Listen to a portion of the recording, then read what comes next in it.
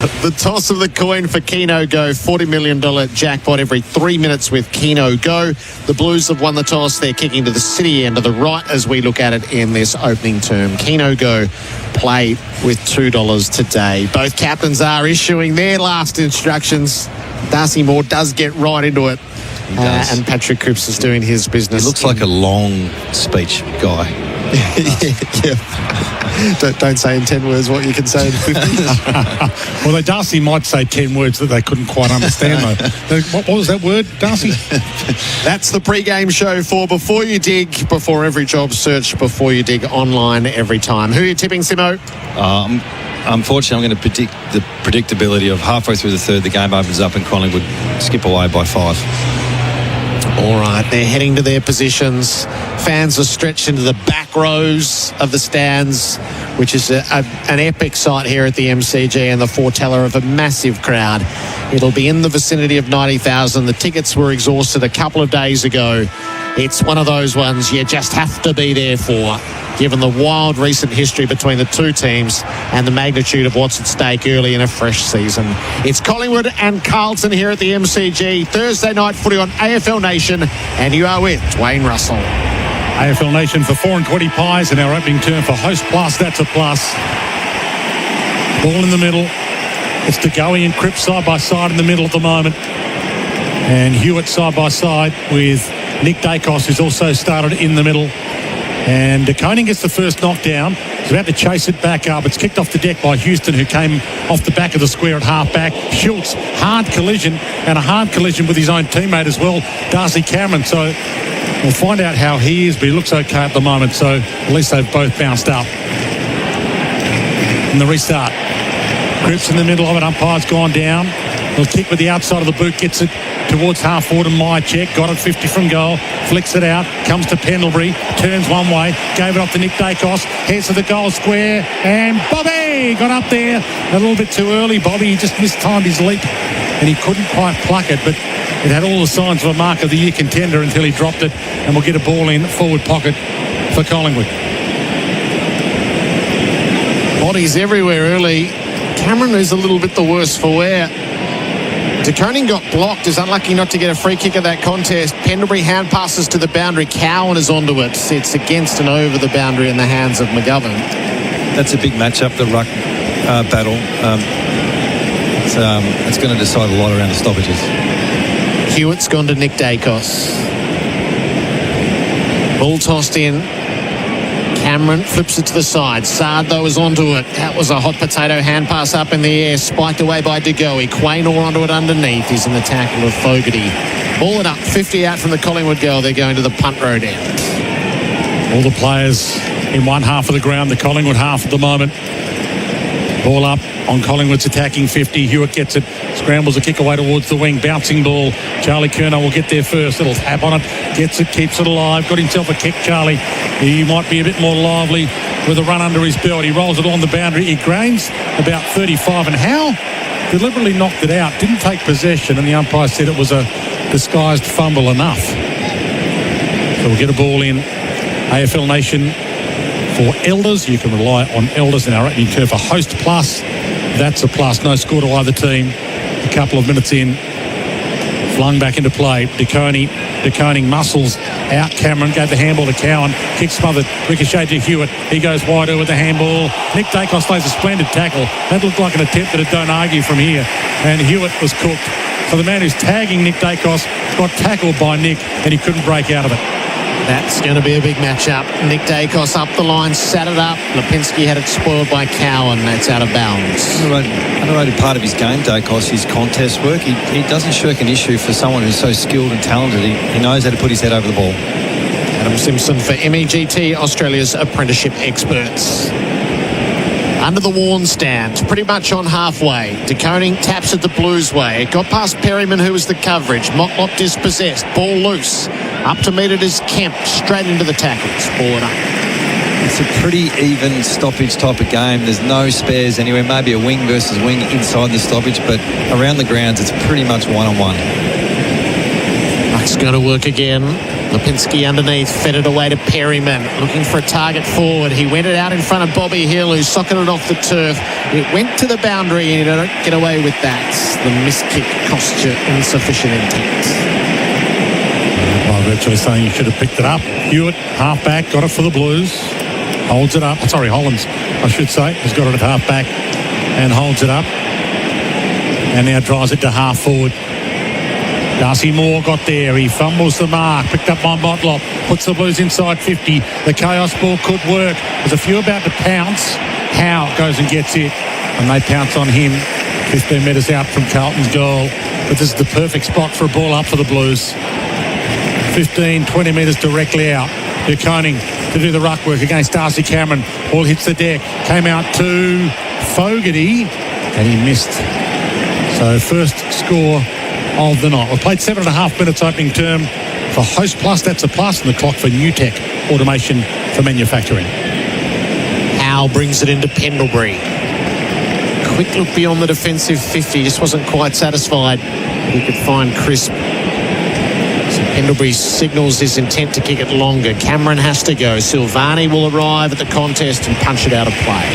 Silvani playing back tonight. He's made that transition. Looks like they're going to stick with it regardless of the height they've got down there. He's started the season pretty well as a backman. Had a really good game last week. Right half forward for the Blues. A real fireworks early. Cameron stood his ground in front, brought it down. Shearer, though, swooped on it. Akers, Hewitt, chance to put the Blues inside the 50. Took his time, steered a little wide of Curnow, and set it up for Howe to take the intercept mark. Out of Will Howe. Crowd still building. Should get to about 90. A bullet to Houston. He switches it as well. Wide ball. Painter fumbles it and he can't get it before it rolls out. So they've messed that up, Collingwood. The switch was on, but just wasn't executed well enough, and a ball in 50 from Carlton's goal. Ideally, when you switch to the corridor, you'd like to stay in the corridor. It was another switch again, which just went lateral, and unfortunately rolled out of bounds. Into play, Cameron, De Koning, short throwing. Cameron got there first. De Koning wrapped him up in the tackle. Ball fell to Lipinski, couldn't break away with it. Pendlebury lifts a handball 30, gets it towards the wing. Race on, Bobby Hill, Cowan. Wiedering makes it a 3. And we'll get a ball in on the wing, Southern Stand side. The Southern Stand filling as we speak. Magnificent side here at the MCG. Two traditional rivals, Collingwood, Carlton. And it's the Blues, a point. Collingwood yet to score. Host plus, that's a plus scoreboard. Ruckman grapple with each other the whole way. Chera onto the ball at the back of the stoppage. Didn't quite gather. Knocked it up for Walsh. Hand pass near Doherty. Walsh got taken high. Blues claim the advantage. Doherty, Chera, Silvani spins out of a tight spot and then steps into the clear.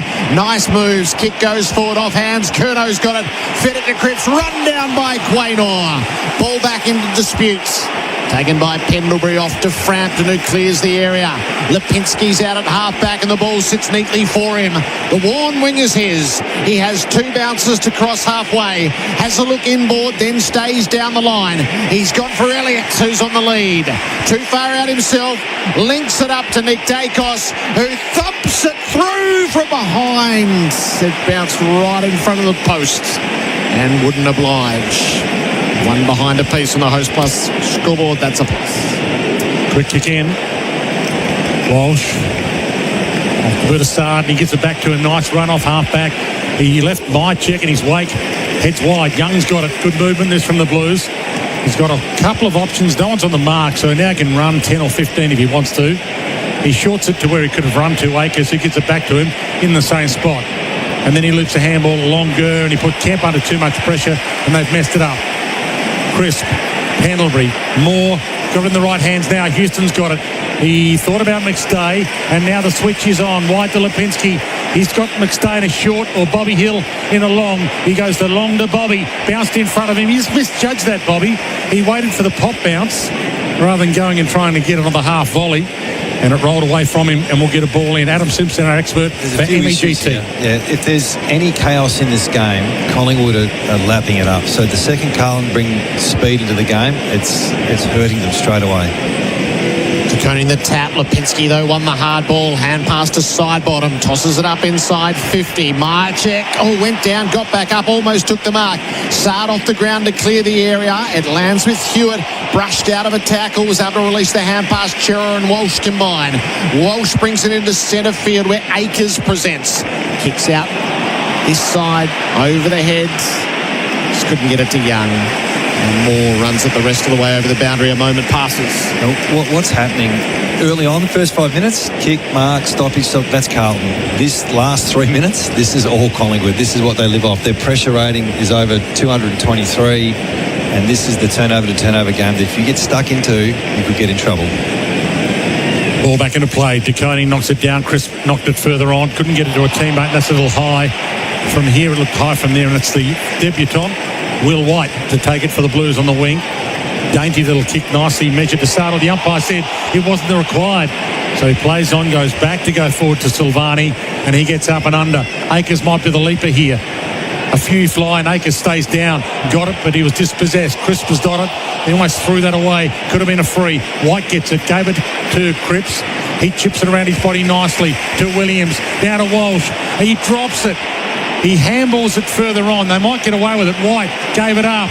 This is the moment, though. Needs to be a goal from Hollands, and it is. Got it. They executed then exactly what they needed to do with the first goal of the night on the Host Plus scoreboard. Winner of CanStar's Outstanding Value Super Award for the 8th year in a row. That's a plus, issued by Host Plus Proprietary Limited. Check the PDS and the TMD at hostplus.com.au. Adam Simpson, our expert for MEGT, Australia's apprenticeship experts. We're in for a great night, boys. If this continues like this type of football where it's just up, back, turnover to turnover, it's going to be really good. That Holland's working off the half-back line. De Goey did the centre bounce to start with, then he slips forward. And one of the things you do on De Goey is you try and run off him. And Hollands as a half-back worked really hard, ended up inside the 30 of his front half and converted a nice chain of possession into a goal. But if this continues, we're going to have a high-scoring game. AFL Nation for 4 and 20 pies and Elders. You can rely on Elders. Blues lead by that goal. Cameron wins the ball in the middle, almost missed his boot, slewed out the side.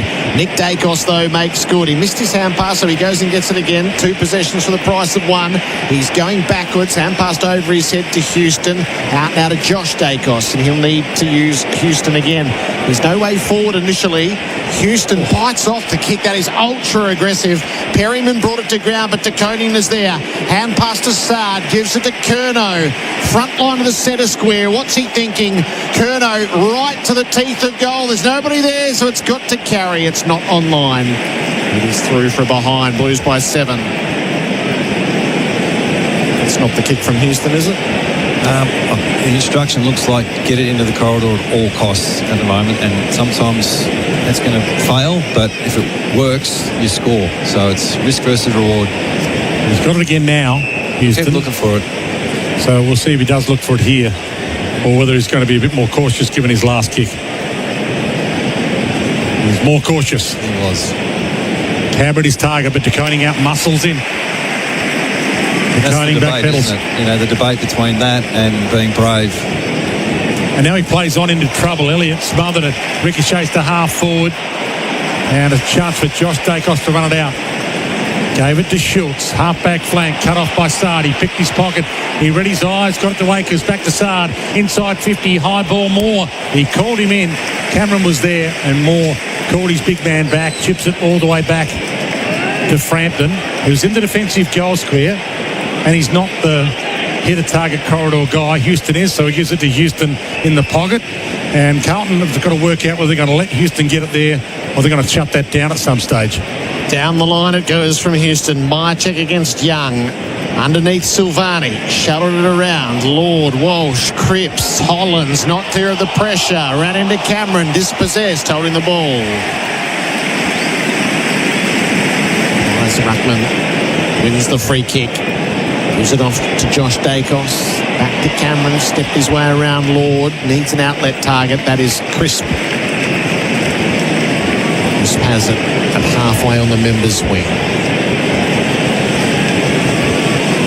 A lot of traffic Up ahead, he signals his intention, then runs around Cowan on the mark. Brings it up towards half forward. Up went Membry, down to Pendlebury, off to Nick Dacos, checks his kick. Now Doherty's got to deal with it underneath. McCreary got there. McGovern, Chera and Haynes tidy up. Haynes quickly away to Doherty, who clears the area with a long kick down the line. McStay's pretty well set. Motlop ran just enough interference. Houston swoops on the loose ball. Kicks it up to Schultz, who takes it at left half forward. 2 kicks from home. Signals for the top of the square kick. He goes along. Chance for the leapers. Membry's in there. Big fist wins. Knocks it to the goal square. To Goey. Got a toe on it, but he towed it through 4A behind. Nearly kicked in danger, but the umpire let that off, and Wiedering was bending down to pick the ball up, but he was fisting it through, so the umpire said no, it wasn't in danger, even though he almost kicked it out of his hand. 8 plays 2, Blues lead halfway through first term. Shearer draws a few gasps as he threads the pass to White, dinks it over the top to Walsh. Blues are in the centre square. Lord presents, rolls onto the right boot, checks his kick going forward. It gets past Young. Doherty's the backstop. Hand passes to Fogarty. Works it over the top to Cripps. He can have the shot, and the captain will deliver. Patrick Cripps with the Blues second. They lead it by 12 points. Host plus scoreboard, that's a plus. 2-2 to 2 behinds.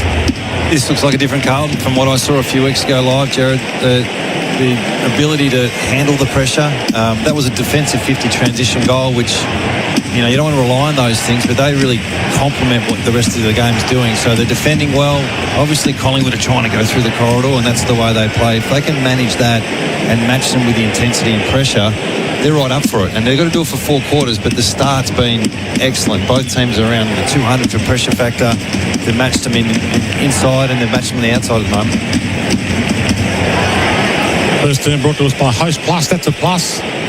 Blues 14, Collingwood 2. AFL Nation for 4 and 20 pies, and our expert Adam Simpson for MEGT. Australia's apprenticeship experts. From the restart, the 2 second rucks in there. McStay and Young. Collingwood get the clearance. Side bottom launches it, top of the goal square. My check down there. Second effort was good. Was he caught high? Depends on which umpire you ask. An issue with Houston, up to 8 possessions so far. He looks damaging. You don't want him having 35 tonight for the Carlton side. Lung in the air. McStay does the ruck work. Little tap down. Looking for Nick Dacos, but missed him. And Wiedering's got it. From a coaching point of view, you're in the box now going, okay, what's happening in this game? Both teams wouldn't be too disappointed with the start. Ball comes to Bobby Hill with the knockdown. Gave it off to Maynard from 50. He got a bit on it. He got enough on it. That's a beautiful goal from Maynard. Not sure the ball ever went more than 20 metres off the ground. It was a low, almost as if he's learnt to kick in a car park, in a high-rise car park somewhere, trying to get it 40 metres down but not hit the roof. Was he having a shot? Let's say he was having a shot. It didn't spin very well. Or do you think he was passing? I don't know. I think it was a bit of both. Sometimes when you get caught between the top of the goal square and trying to have a shot, you kick a mongrel like that and it goes through. That was a forward 50 stoppage goal. That was a bit of a reward for some of the effort they're put in as well, because both teams are really high-octane type of football at the moment. Shows you how important centre clearances are as well. Side bottom gets a decent clearance. They don't muck around with it. They get a deep entry, get a stoppage, get to defend behind it, and get a score. So it's the most basic way to play the game. And we've got the replay for Makita XGT 40-volt max. I think he was having a shot. Makita XGT, more power, more efficiency, more Makita.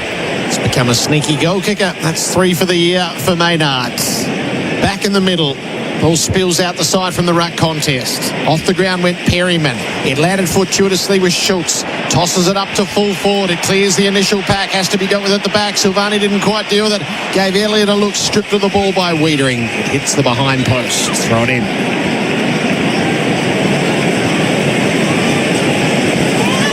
Flow down inside Collingwood's 50.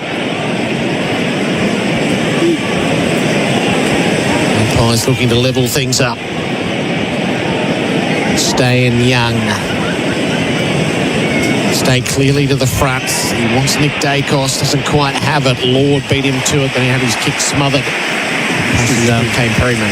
Collingwood's DNA. It's just get it in the front half, lock it in, bring a heap of pressure, get some dirty goals, and you get some cheap ones as well. MCG, a spectacular sight on a Thursday night for it. They kept Young away from it. Akers was able to gather the ball after the throw in. It's a bumbled kick beyond the defensive 50 though. Spiked back inside by Houston, straight to Perryman, off to McStay, didn't quite handle it. Akers brought it away. He missed his hand pass. Maynard's charging down again. Hand pass to Pendlebury, links it up to Lipinski, checks it up over the top, had it smothered. Lipinski on the follow-up, ran into Chera. It's a ball up in the left forward pocket. Now to toss the ball up. The ball for Maccas. The hot honey range has dropped at Maccas. The ball about to be tossed in the air. 45 metres out from the Collingwood goal, up against the boundary. Akers kick smothered. Elliott put his body over it. Perryman's got it. Umpire says, let it roll, boys. It comes to Cowan. He was bumped, still got it. Pocket picked by Elliott. Could have been high. So the umpire put his whistle up, didn't blow it. And now it's ball. So it's against Elliott. Elliott's claiming, what about the first one, mate? But the first one forced the umpire to put his whistle in his mouth, but not blow. Second one got the blow. Kick outside, defensive 50 for the Blues, and Houston thumps it to the line and will get a ball in. 70 from Collingwood's goal. Carlton lead 14 to 8. 2-2 plays 1-2, and we've played. Have we played? Where's the time clock on that scoreboard? 19 minutes, thank you, in the opening term. I said we played 7:49 before, but that's actually the clock. The time of the night. De Koning, hand pass picked off by Pendlebury, or really it went straight to Pendlebury. Just put it over the top for De Goey to run onto, but Akers saw him coming and muscled him out over the boundary. This last 3 minutes started with a centre bounce, and this is how important it is. You get the centre clearance and deep entry. There's now been 2.5 minutes of consistent forward half from Collingwood. They're 3-0 out of the middle at the moment, the Pies. It's an important stat. Left half forward for Collingwood. McStay bunted it down to the front. Hewitt onto it. Akers. Hand pass, Cripps didn't take it. It's over the boundary. Michael Voss very animated down on the bench. He's signalling where players need to be. Brought Zach Williams forward from the wing up to half back for that previous stoppage, so he's deeply engaged in the game. On the members' wing, tossed in. De Koning had front position. Ground ball to be won. McStay did well. Tossed it on the boot. Up inside the 50. Myercheck threw a hand at it. Couldn't reach it. Throw it in. A long, sustained attack from Collingwood. Repeat inside 50s. Blues forced to defend that length. 50 out from the Magpie goal. De Koning tried to take it out of the ruck, then go off the ground. Schultz got in and under. Walsh had to go. He's in a 3-man tackle. Ball it up. Tough on De Koning, isn't it? He hasn't come off the ground yet. He's been rucking. Must have done 20 or 30 stoppages already. Collingwood rotated their rucks through. De Koning flips it out to Hewitt. Again, straight into the tackles. Swallowed up as soon as he got it. Better to ruck Young, though, than ruck Cripps is the second ruck. Well, Cripps has just gone off the ground. I suspect they might have yielded to that move. So De Koning does do the ruck work. Ball came out to Perryman. He spanked it to full forward, and he got enough on it. Perryman kicks another monster goal for Collingwood with the ball in chaos, and that's his first as a Magpie. You think about Collingwood and you think about this aggressive corridor, Houston, and that is definitely part of the game. But this last 5 minutes is what we scout when we look at Collingwood. It's not the pretty stuff. It's that centre clearance that Sidebottom got 6 minutes ago. Then there's 8 stoppages in their front half, and then eventually Sharky hit out and you get a 450 stoppage. That's the second stoppage goal in the front half. Bossy will be looking at that. He'll be looking at the centre bounces because the stoppages should be a strength tonight with a superior ruck against McStay, who is the second ruck. They've got to get a better result from their clearances. Cowan's just limped off and headed to the room for the Blues. It's 2-2, each of 2. And we've gone 22 minutes. Oh, Richie would love that scoreboard, wouldn't he? Bounce goes down. Cameron out the side. Chera plays a bit of volleyball. Williams wins the clearance. Bounces it inside the 50 for the Blues. Over the first line. Over the second line. Now the ball to be won on the last line. Young towed it up to Fogarty. Worked it around to White. Hooked it at the teeth of goal. It got across the face and missed ever so narrowly. Now it's Carlton's turn to try and lock it in their front half. Another centre clearance that turns into a score. How good are they defensively against Collingwood's aggressive corridor movement? So Houston's got it. You wouldn't expect them to go short. He thumps it in the crisp direction, and no one went up against him. Doherty was in the vicinity, but he was looking at the player, not the ball. Nearly hit him in the back of the head. So Crisp, half back to the wing. My check, did he overuse his body? No. He chested De Koning. De Koning hit the deck. Oh. My check hit the deck. A little slip. Gave it up to Josh Dacos. He gave it to Crisp. He gave it to Maynard. Chip kick is good to Cameron. No, Cameron pulled out. Let McStay come and get it. He gave it to Nick Dacos. Went into the pocket. It's either a mark to Haynes or a push in the back. It's a mark to Haynes. Bobby Hill obviously went down a little too easy, but that looked pushish from here. It's about as much as you'd ever get away with, I reckon. Silvani brings the Blues out of defence. Lord, with his flowing mullet, kicks right into centre field. Chera had to wait underneath. There were three magpies around, so it was a critical mark. Chera's got runners inboard. He sets it up for Lord, who followed up. Had a look left where Haynes has run from half-back to be viable. Haynes is the man to deliver up to the 50. He's picked out Young and he's found him. Probably too far out, so he probes into the pockets, and Will White is there. The shot. Back and take the set shot. Started well, hasn't he? A little live wire. Product of the South Warrnambool Roosters. On the hard yards is a 21-year-old. Snapped to behind, now he's got a set shot. He's wide out on the left. Will White. That's left. Once it's through for a behind. Blues lead it by two of those. And we have gone 25 minutes. 5 left in the opening term on the new tech clock. Optimise your business with automation thanks to new tech. And it's Josh Dacos bouncing from fullback, thumps it wide, and McGovern outread McCreary. He gave it up to Wakers, back to McGovern, 80 from goal, floats it inside 50. Curnow got there too late, almost crumbed it. Williams gets it. Curnow got there too late and infringed with Frampton. So it's Frampton's free, back into the lineup tonight. Frampton plays on to Howe. One back pocket to the other. He goes to Crisp. Nicely weighted kick. He's got the over the top in my check. He needs a good bounce, does Brody. He gets a bad one. And they dodged the bullet there, the Blues, because Bobby Hill was free for the my check handball. If it sat for him, but it didn't. It'll be a ball in on the wing with 4:20 left in the opening term. And the score for Host Plus, it's 16-14. It's the Blues who lead the Magpies. Tossed into play. De Koning worked his way to the front. Chris, though, picked his pocket. Rushes the Pies toward the 50. Bouncing ball. Haynes up to meet it in defence. Sure hands to Hollands. Working hard for him was Motlop and Sard, and out the side for Akers. Akers straightens things up to McGovern. Moving the ball quick. McGovern right into the middle where Motlop got out the back of the nest of Pies and delivers quickly inside 50. Fogarty should have marked. Dropped it. Tackles Houston without it. No free kick. Pack forms. Ball it up.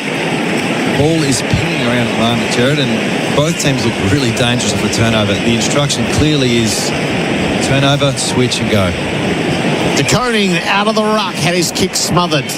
Perryman gave it up. Hewitt trickled it forward, cut off by Howe. Side bottom, Moore combined. Out to the boundary now for Josh Dacos. Around the contour of the boundary to side bottom, confronted. Used Pendlebury, it fell out of his hands. Nick Dacos tried to tunnel ball it. Motlop slapped to ground by Howe. Ball it up, 52 out from the Carlton goal. I saw a sling tackle get paid. It's got back into the game, these physical tackles that take both arms. I've seen it twice tonight already. Moya has come to the front row, which suggests that Cowan is out of business. Early. Then to jump with their sub. They'll probably wait till quarter time now, you would think, given how close it is. Little fumble from Hollands. And that had to be ball. I mean, how long can you have it? And the umpire said, play on. I mean, give us a spell. There's 4 of them out there. Pay it! Elliott's out there and we'll get a ball up on the wing. Did pay it and they called it advantage when it shouldn't have been advantage. But the player didn't know it was a free. That's right. That's spot on. Big crowd in MCG. 3 minutes left, opening term. Ball on the wing, knocked down to Perryman. He lets the handball into the congestion again. It might work. Side bottom got there. He's got McCreary. He ignored it. He shook a tackle. Went inside to Degoe. Got it 45 from goal directly out. Not sure he's seen it much tonight yet. But he's got it now with a chance to put Collingwood into the lead with 2 minutes left in the opening term. Looks like they've put a lot of work into the stoppage game, Collingwood, and Carlton put a lot of work in the turnover game. First touch, Dwayne. First touch for Jordan Degoe. Concentrates, he's over it. 48 metres out, and he has split the middle. One touch, and a beautiful touch at that. Collingwood lead. 2 minutes left in the opening term. First term brought to us by Host Plus. That's a plus. And it's 3-2 to 2-4. 20 plays 16. Collingwood in front. Our expert for MEGT, your local apprenticeship experts, Adam Simpson. Carlton will be really happy about the turnover game. They're taking the game on. They're matching Collingwood with pressure.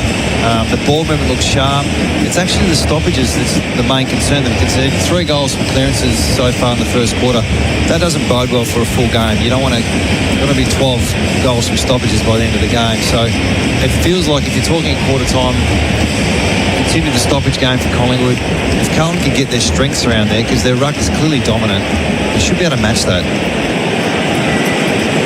Running hot for Ream, Australia's favourite hot water. Collingwood by 4.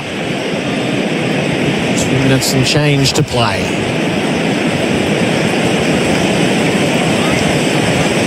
Cameron and De Koning wait in suspense. Cameron taps it forward. De Koning goes and gets it. Hand pass was indiscriminate. Cripps got bumped in the head by Degoe. Cripps with a free kick. Hand pass to Saad, who just couldn't find a lane to run, so had to kick around the body instead. Curnow to the front.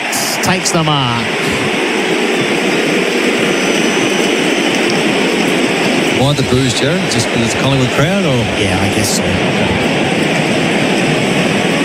I'm not going to be responsible for the whims of Collingwood fans as the night unfolds. While I attempt to interpret them. Charlie Curnow. Long range set shot. Skips it. Gives it the locks. Curnow's on the board. Blues grab the lead back. 4-2 at 3-4-22 to Collingwood 3-2-20. Blues by 2. Once again, another goal from stoppage. Some of the disposal winners so far tonight. Pennebury's got 10, with Houston 9, Perryman 8. For Collingwood, Akers has got 12, which always seems to creep up on you. Saad with 8, and if he gets the ball, he looks dangerous. And that particular play was clearly instruction. You go, when he runs past, give him the ball. Regardless of the pressure he's under, he makes things happen. So, yeah, pretty even game to start with. A lot of it's from clearances, which I don't think will be the trend the whole night. Normally that's how games start, and it turns into a turnover game as the game progresses. 1 minute 18 left in the opening term. Good quarter of footy. Ball up in the middle to Koning. Darcy Cameron came to Nick Dacos. Flicked it to Degoe. It'll be a Carlton ball again, just as Collingwood was about to clear it. So they'll be a little grumpy with that, Collingwood fans, when they realise it. De Koning thumps it long. Wants a target inside 50. Spun the punch away by Maynard. Came to Houston. Loops it wide. Josh Dacos up against the boundary, half back flank. Rolls it to McCreary. Couldn't pick it up. Crisp about to pounce. Holland's got there first. Handball inside. Cripps, a little fumble. Then he was dumped without it. Had to be ball. Had to be holding the man. Unnecessary. Dacos. Now that was a bit strange that he laid that tackle. Kick. Top of the square. Frampton there goes up. Can't mark it. Moore gets it. Handball's out. Akers up against the boundary. Can't get there. Nick Dacos can't get there. And we'll get a ball in with 38 seconds left in the opening term. Now, what was in that tackle, Dane? You stole my Brownlow. Oh, no. He was waiting for that. He wasn't going to miss his moment there. I'm not sure that makes up for it, does He it? was happy to give away the free kick. De Koning took it out of the air, got a kick, got it back after it was smothered, kicked it behind. And leave on behind, but they are looking good, the Blues. But they always look good early. 3-5 plays 3-2. It's how they're going to look late that's the issue. They're going to lead probably at quarter time. It's 3 points to margin with 27 seconds left. Here's Gerard Whateley on AFL Nation for 4 and 20 pies. Lockie Cowan's out of the game with a hamstring injury, so Ashton Moyer is on the field as the sub in the opening term. Lovely kick in finds Josh Dacos boundary side. It'll make a certainty of your goals for DLF Seeds, innovative forages for farmers delivering certainty through science. The Blues have got 3-5 on the board. Long down the line. Carlton free kick. Walsh claimed the advantage. Floats it up towards the 50. Cameron diffuses. Takes the mark. Term went the best part of 34 minutes. Oh, there's a fight in the aftermath too on the wing. Walsh took exception to Nick Dacos. And two of the nice guys of the league went to ground together and they have drawn a melee around them. More umpires and players around that too. More smiles than aggro, but there was something in that between Walsh and Nick Dacos. They will part company with the fuse very much lit. Carlton 3-5-23 to Collingwood 3-2-20. Still haven't quite parted company. It threatens to go again. Sard and Maynard are now the central figures. I see Maynard in the middle of that. Yes. Never saw a fight he didn't like. Coaches are already out there because they've been down on the bench and they do finally disentangle, although Akers is the last to leave the area. Sard as well has been pulled away by some teammates. So it's the Blues by 3 points. Quarter time AFL Nation for 4 and 20 pies and Elders. You can rely on Elders. That quarter on AFL Nation was for Host Plus, the official superannuation partner of the AFL. That's a plus. Issued by Host Plus Pty Limited. Check the PDS and TND at hostplus.com.au. Attention all people in the manufacturing sector. Hear that, chat? It's time to speak with NewTek and learn how to lower your costs and increase your machine uptime simply by using better automation products that last longer. Call NewTek and challenge them to demonstrate how they can reduce your costs. Spelled PNEUTECH. NewTek proudly create efficiency for every business they work with. newtek.com.au. That's PNEUTech.com.au. Whether you're first timing, upsizing, investing, or empty nesting, if you've found the right home, MeBank has the right loan for you. With great rates and support from a local mobile banker whenever you need it, there's no better time to let me help with your next move. Search MeBank Home Loans today or reach out to your local banker to get started. Me, making money good. Credit criteria, fees and T's and C's apply. Big news, sports fans. ESPN is now on Disney Plus. Yep, you heard it right. Your Disney Plus subscription just got even bigger with live games, epic sporting moments, and 10,000 hours of ESPN's premier sporting events. And no better time to kick things off with the NBA playoffs right around the corner. Will your team make it or not? Well, you can check it out on Disney Plus, ESPN now. There you can find it. Watch all your favourite movies and your series. One subscription, endless entertainment. ESPN on Disney Plus. Turn it on. Real people, real products, real fun. No matter who you are, Sexyland has something real sexy for everyone. With Australia's biggest range of sexy costumes, lingerie, couples toys and fun gifts and games for adults. Sexyland. 11 stores in Melbourne and Geelong, open till midnight 7 days a week. Or shop online for 2-hour delivery.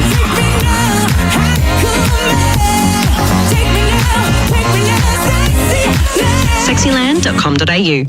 Hey guys, at GYG we never compromise on the quality of our food. That's why we only serve 100% free-range chicken. We're on a mission to reinvent fast food because who said fast food had to be bad food? Love ya. Good health is contagious. And at Bupa, we're helping it spread around Australia by helping our almost 4 million members live healthier. Search Bupa Health Insurance today. Proud member partner of Carlton Football Club. Why do you need a Sleeping Duck sleep system? Well, that's easy. Your sleep is important and you want energy the next day. So you want the mattress engineered for perfect customizable comfort with a bed base that features 50 kilos of steel back support. You want the best quality mattress, manufacturer direct and without markups. And you want to be able to ring up the seller and get friendly advice from passionate staff. You want it delivered next day on a 100-night trial with no stress. Oh, and you want the one your friends recommended because it's awesome. Visit sleepingduck.com. For non-stop entertainment and all the 2025 AFL Gather Round action, head to Station Road, Sky City, where you'll catch the SEN team broadcasting live on stage across 4 full days of unmissable footy insights and highlights. Starting Thursday, April 11. Don't miss SEN superstars like Bixon Walshy, Gerard Waitley, Kane Corns, Malcolm Blight, Kimbo on the Rouge, Andy Marr and more. With Crunch Time Live on Saturday and Sunday. 4 unmissable days on SEN, broadcasting live from Sky City, Adelaide, where the action never stops. Kicking off a project, what you gonna do? So many moving parts, and only one of you. Why don't you just go say, every project sing, yeah, make it sing. It's coats in your corner, make sure don't pick for anything. Why don't you just go say? Visit coats.com.au. You're listening to AFL Nation for Elders. For all your crop protection, seed and fertiliser needs. And 4 and 20 Pies, Australia's original fan food. Macca's, I'm loving it moments. The hot honey range has dropped at Macca's. But White gave it up. This is the moment, though. Needs to be a goal from Hollands, and it is. Got it. They executed then exactly what they needed to do with the first goal of the night. Gets past Young. Doherty's the backstop. Hand passes to Fogarty. Works it over the top to Cripps. He can have the shot, and the captain will deliver. He's got McCreary. He ignored it. He shook a tackle. Went inside to Ngoe. Got it 45 from goal directly out. Concentrates. He's over it. 48 metres out. And he has split the middle. Carlton by 3 points. The rain is now falling at the MCG. Around the grounds for Chemist Warehouse. Book your flu shot with Chemist Warehouse today. The changes for tomorrow. Stewart and Manor are in for the Cats. Windsor, Pickett, Spargo and Turner in for the Ds when they meet in Geelong tomorrow night. Second term on AFL Nation gets underway. De Koning reaches over the top to win the tat. Hewitt kept the hands free. Handed it off to De Koning. Cripps and Lord combined. Back to Cripps. Drew a crowd. McCreary stuck the one-arm tackle. Cripps got it to his boot, but not terribly productively. Pendlebury out in front of Nick Dacos. Brushed his way clear of Doherty. Swept the hand pass inboard. Didn't find a teammate. Hewitt on the turnover to De Koning. Put it out in front of Walsh. Kicked it out of mid-air. It rolls at half forward.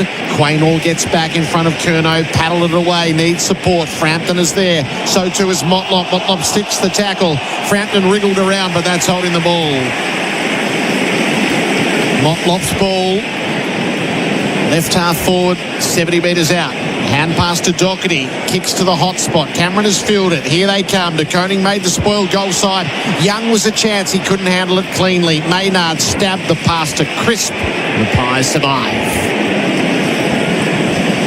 Golden opportunity for the Blues there, missed. And speaking of missed, it's coming down rather lightly right now, but it probably is termed rain, even though it's sort of floating down in a blanket.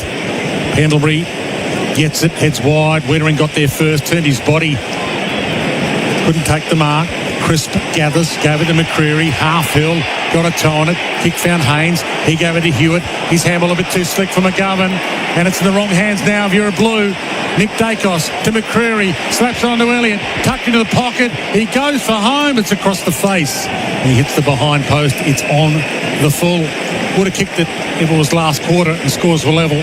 But he missed it, and the Blues still lead by 3 points early in the second term. There's always a side that handles the conditions better first.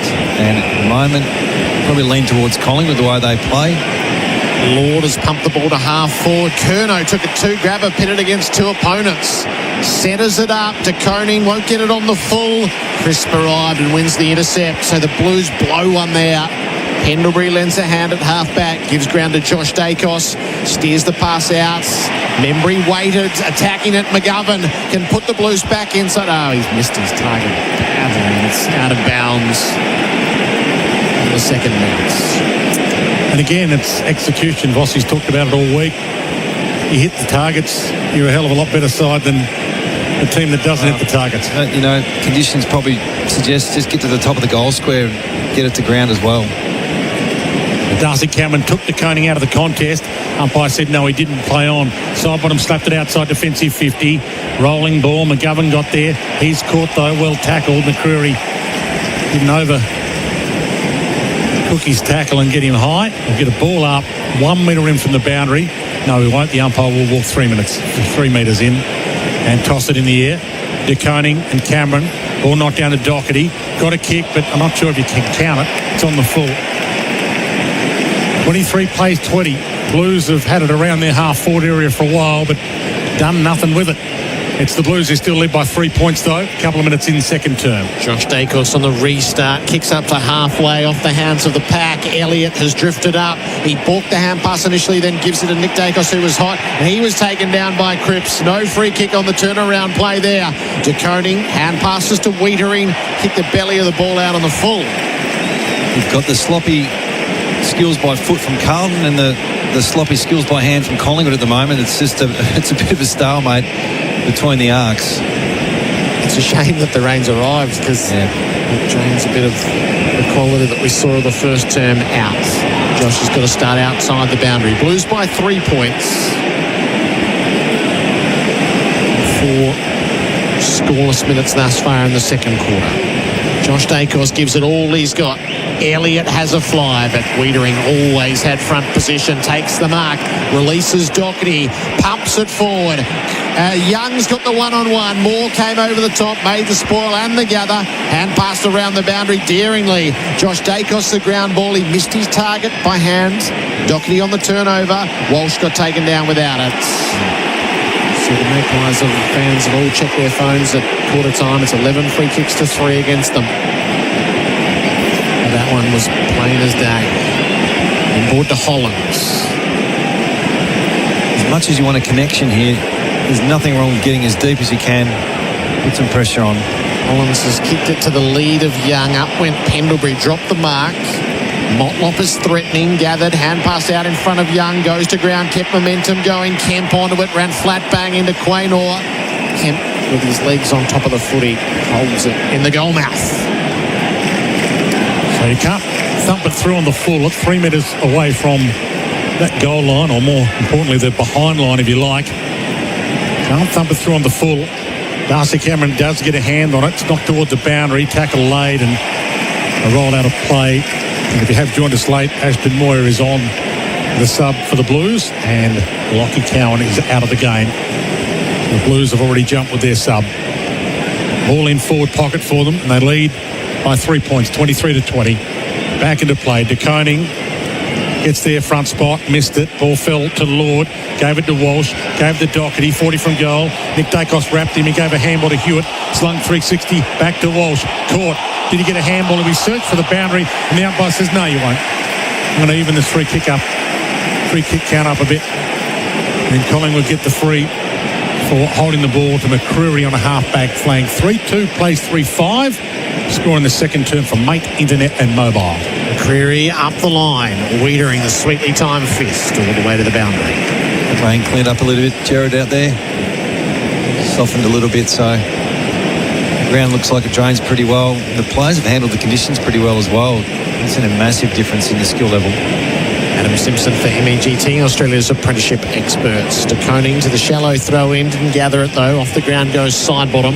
Took a bit of territory. Membry overran it. Wiedering didn't. Gathers it, gave it to Silvani. Just prods the kick forward to nobody in particular. Side bottom bunts it up to Membry. Gives it on to Schultz, who had a mind to run the gauntlet. Released it away to Perryman up inside the 50. Membry came one way, Wiedering the other. Wiedering's just so sure in those scenarios out over the boundary. Haven't seen anything from Membry tonight. so far. Wiedering's having impact, isn't he? The good players play well for Carlton. They're in the game. As Maynard just limping a little bit back line. Blues still by 3. Their turn to attack. Cameron taps to Schultz. Taken down. Haynes away to Akers. Brings the ball to the wing. Bouncing ball. Frampton. Clever paddle. Down to Maynard. Back to half forward for the Pies. De Koning got a fist on it. Schultz gathered. He missed the hand pass to Perryman. It was right on too. Perryman wins his own ball. Off to Pendlebury. Around out to Lipinski. Balked his way through. Got it to the boot. Took the flying shot. Missed to the right. Down by 2 on the Internet and Mobile scoreboard. Did the hard work there. Lipinski didn't finish. Hollands, the kick in for the Blues. And down the spine they travelled. De Koning's direction. Frampton gets there from 3 deep. Young with a big fist knocked it inside. Gave it to Fogarty. Gave it to Walsh. Gave it off to McGovern, but his kick smothered. Gets it back on the run. Looks up to see what he's got forward. He ran a full 360 and it's a Blues free. He doesn't want to play onto advantage. Fogarty was the man who deserved the free kick. Thumps it out wide to Doherty. He heads to Hewitt. Still 80 from goal. He's got more in the goal square if he wants to launch it long. Does he want to launch it long? He heads in that direction. Young got there and almost spoiled his own man. Ball fell to Quainer and he accidentally ran it over the boundary before handing it to Lipinski. Ball in 3-3 to 3-5. The second term brought to us by Mate Internet and Mobile. Save $180 over 6 months with Mate Internet. Use promo code MATE30 at checkout. Here's Gerard Whateley on AFL Nation. For elders, you can rely on elders. Blues in attack. De Koning to the front. Maynard repels. Slammed it onto the boot. Took good territory up the worn wing. Elliott leads the race. Williams tries to work him over. It's a good duel. Neither quite wins it, and then Williams does. Gathers the ground ball. Runs away. Works the kick forward to the Blues. Magpies are pretty well set. Cameron spoiled it straight into the hands of Lipinski. Josh Dacos played a role. Side bottom. It's a Collingwood. Against Collingwood. Against Josh Dacos. Doherty's ball. Magpies was set to run that out of half back. 13-4 free kicks. They're going to get a lot of free kicks in the last half, Collingwood. Doherty to Chera. Kicks up to full forward. Cameron goes back with a flight. Takes the saving mark. Hands it off to Quaynor. Defensive goal square. It's got Crisp by hand. He goes by foot to Schultz. Good target, Schultz. He just thumped his back into. Yeah, here it is. Yeah, there's the 50. So There it leaving is. itself up now. I'm not sure that was 50, but hey. So McGovern was the man that Schultz backed into to make sure that McGovern couldn't get a spoil on it. Schultz now on the wing. Heads wide. He's got De Goey on the march. All thumped away from him. Crisp and the boundary line and Myercheck all got there. Myercheck kept alive. Rolled it inside 50 towards Wienering. Taken to the line by De Goey. And the umpire will ball it in. Gee, it's a good-looking crowd. For a school night. I thought you were going to say for Collingwood. But I meant good looking in the nicest possible way, of course, Jared. So good looking. Had the throw in. I didn't know you were a Seinfeld fan. Yes. McGovern just grabbed the ankle. Did he? Throw the ball in properly. I agree with that one. Carlton by 2, scoreless through 11 minutes of the second term. Had a decent shower, which is now cleared. De Koning took it out of the ruck, threw it. Shearer breaks his way through the tackles. Hand pass to Hewitt. Low down to Walsh. Confronted. Flings it over his head. Turned it over. Perryman barged his way clear. Kicks forward, but it is cut off by Akers. Plenty of it in the opening term. Goes a long way backward to Haynes. The switch across the goal face to Silvani. The Blues will come out the worn side of the ground. Doherty at the defensive 50. Thinking about straightening it all up to Wienering. And now he'll come through Haynes instead, who slipped over but fortuitously took the mark. Haynes back to the near side. Kicks long. Now Lord will fly. Curnow slipped right underneath, went under the pack. McGovern ran straight into a tackle. So De Koning's come up for his first spell of the game, which, I just don't know how you're going to get through a full season rucking for 40 minutes straight. And it looks like Cripps has now gone into the ruck as a second ruck against McStay. So So they both do their work.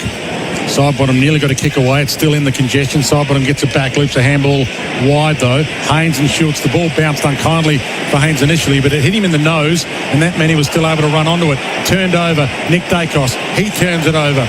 Gave it straight to Sard. Runs his full 15. Pulls it towards, Frampton and Curnow. Frampton's got it. Curno's got him. It's in there somewhere. Under legs. Houston gets there. Dropped it. Towed off the deck. Coming hard. Maynard the other way. Gave it to Josh Dacos. Gave it to Frampton. Half-back flank. Spears it straight to Chera. Blues about to go back into attack. Chera without hesitation. He liked the look of Cripps. He overkicked him. Moyer paddles it out of bounds. It's a stalemate at the moment, Jared. Dwayne, it's a bit messy. A bit messier than the first quarter. The conditions probably got something to do with that. It looks like it's dried up a little bit, but it's just a field position game at the moment. Knock-ons are important. Not overuse. Still high pressure. Simo for MEGT. Build a winning team with Australia's apprenticeship experts. Out to throw in. Walsh and Lipinski duel at the back. It's a stalemate. AFL Nation is for 420 Traveller, and for Elders you can rely on Elders. Young flips it out the back. Fogarty gets it to boot. No real penetration in the kick though. It hangs for a long time. Chris had his kick smothered. Frampton working underneath. Chera gathers. Rounded up by Maynard. Lipinski has a go. Maynard still trying to create something. Houston out the side with a degree of risk. Cripps threatened. Moyer off the ground. Missed the target. Missed the lot. Slides away for a throw-in on the opposite side of goal. Thinking about this and what Carlton can do for the second half, if they can get an even contribution in this period, not rely on the 5 or 6 players that just carry the whole side. If it's some of these second and third year players can step up and give a bit of energy in the second half for the senior players. Well, Young's one of those second tierers, if you like. He does the ruck work. Chris gets on the end of it. Gave it to Josh Dacos. Confident enough with the slippery turf to have a bounce. Heads to the wing, and it's a good two-handed grab at the highest point by McStay. He plays on quickly, goes on to Mychek. Hasn't had a big night yet. He's about to pounce. Forward pocket. They come at him. He took control. He spun into a jam. Meet the sandwich. Gone. A bit of rust in that one, boys. He was clear handball over the top. It was on. Should have given it straight away. A free kick, Silvani. Back pocket Blues, who lead 23-21. That's on the Mate Internet and mobile scoreboard. Short to Doherty, centre half back. Goes to Williams, centre half back. Back to Holland, centre half back. Back to Williams, centre half back. Gone. Wrapped up. Should have been ball. Could have been ball. Wasn't ball. And the Collingwood fans say, how about ball? Arnie, you had Pryor and he dropped it. We need an 8-umpire system. Just one good one, Dwayne. Just one good one. Hollins is fighting hard for it. Doherty, DeGoey steamrolling through. Walsh cuts it off in defence. Still has to be dealt with. Bobby kept it in dispute. Played for the high and got it. Went low, drew the draping arm. See Cripps come off the ground for a spell. DeConey to come back on. That forward pressure is just, you can see it, can't you? When they sense there's a bit of overuse and panic from any team, let alone Carlton, that's when they're at their best. Really should have been 2 free kicks in the last 20 seconds. Bobby Hill with the set shot. It'll have to go every bit of 50. 16 goalless minutes in this second term. Bobby watches the seconds count down. He's on the runway. Bobby Hill launches from the 50. It's no good. There's near side the whole way through for behind. The Maggies are down by 1 on the Mate Internet mobile scoreboard. Sard entrusted with the kick in. 16 minutes gone, second term on the New Tech clock. New Tech automation for manufacturing. Goes to the pocket to Doherty. He bites off the inside kick. Almost Mychek. It was a good kick in the end. Williams got it. Gave it to Sard and the Blues are out. Chip kick to Hollins. Centre half back. He chips it wider. We're still at half back. Chera's got it. Goes wide. White's look good, the debutant. He's got it on the wing. It's on the stand side. Holds it up. Takes some time. Goes with the down of the line. 40-metre kick, but it's on the full. He's turned it over. He bit off more than he could chew there in an attempt to get it to Kemp, and it's Collingwood's ball. It's the third out in the full this quarter. Lacking just a tiny bit of polish. They're not far off the Blues. They've been pretty good.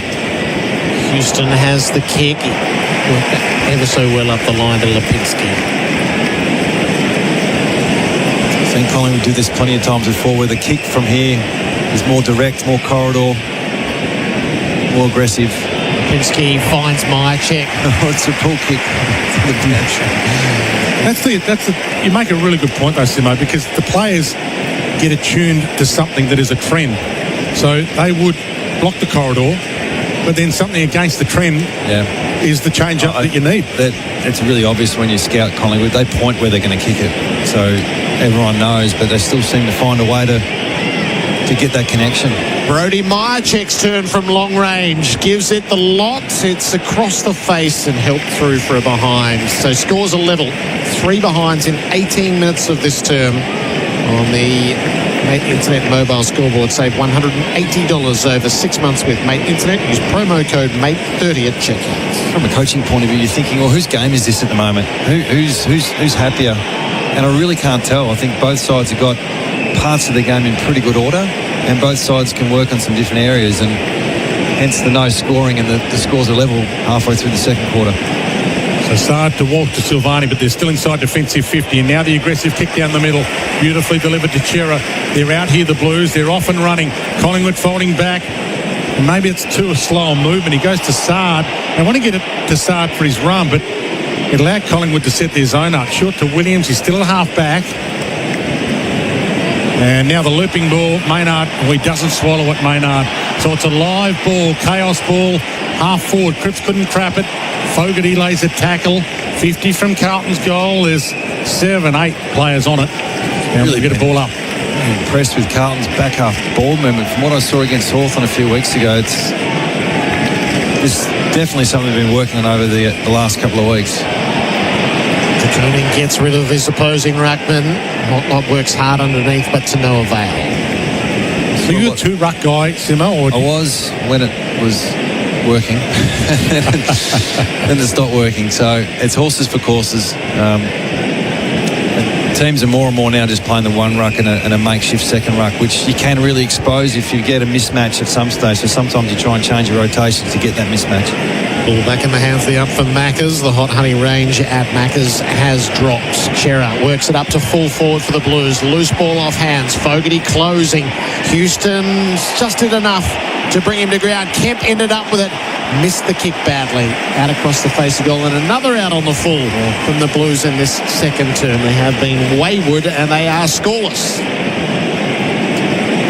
Maynard back pocket. Had plenty of time there, according to the replay from Makita XGT, 40 volt max, more time than he thought he had. Maynard from the back pocket, heads wide. Over the head of Cameron. Ball fell to Nick Dacos, who he arched the back. In fact, it was Bobby Hill out there, arched the back. Got the handball off to Membry. He goes long, high, Myercheck. Up he flies, can't mark it. Fell to Williams. His chip kick to Lord. Wrapped up by Pendlebury, and he just dropped it. But he had no prior, so the umpire said it was made an attempt or not clearing the tackle. Take your pick, but that's the reason they cut him some slack. Lipinski inside 50. Could have been front on contact. Free kick to Collingwood and McStay. He wore one, and he wore a heavy one. And he's not getting up in a hurry. Now he gets up. 40 metres out, 45-degree angle. They tend to jump up when it's a free kick, 45 out, these forwards. But another forward half turnover. This is the Collingwood DNA that we're used to. This is the 4th one of the quarter. They haven't capitalised. When their pressure's up like that, it's really hard to stop. Looking at that replay again for Makita XGT 40 volt max. It was when McStay hit the ground and landed on his back that he hurt himself and not the spoil to the ear. But this is for the lead now, and he misses. And they're in front by a behind, 24 to 23. And we've still got 4 minutes 48 in this second term left for New Tech. Optimise your business with automation. Still without a goal. Williams brings it into the field of play. Howe was always favoured by it, though. Front edge of the centre square. Jeremy Howe. players still inside. Sidebottom came on a short lead. Kick goes longer. Next day he's coming from a long way back. He made the punch. Nick Dacos couldn't create anything boundary side. Throw it in. When you're looking at this game now, you're looking at individuals. Okay, the game's pretty tight. Who can step? McQuaino's only had 2 possessions. Curnow hasn't really had much of an impact on the game. Cripps has only had 8 possessions for the game, so you look at individuals as much as system. Collingwood have it forward. Carlton have the ball. Williams bounces it outside the 50. Curnow kicked it over his shoulder. It didn't go very far. Quaynor right on cue. Simo, he's there to gather. Hand pass to Sidebottom. Caresses the ball inside for DeGoey.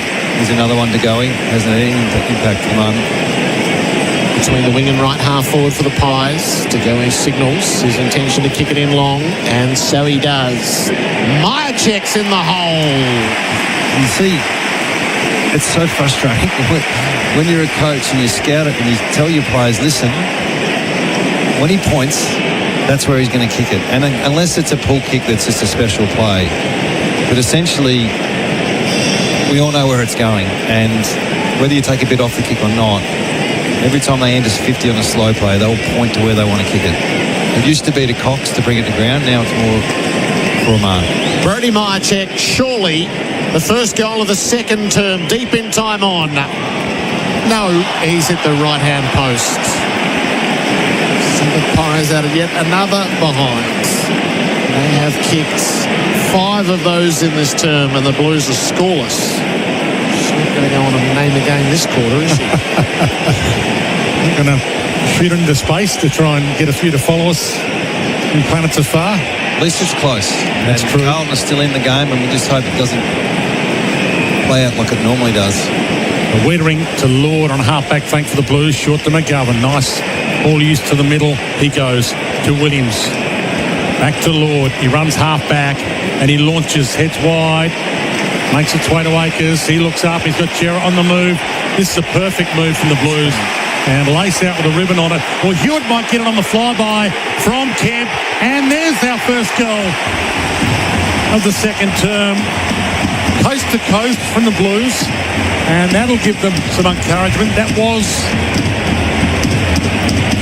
them able to execute. 4-5-29 plays 3-7-25 with 2:39 left in the second term. The score for Mate, Internet, Mobile, and our expert for MEGT, Australia's apprenticeship experts, Adam Simpson. Spoke about this before, about their back half ball, but it's a real strength tonight, and whether it's something they've trained and worked on or give the ball to the right type of players. We saw bomb kicks 3 or 4 weeks ago and consistent turnovers in their back half.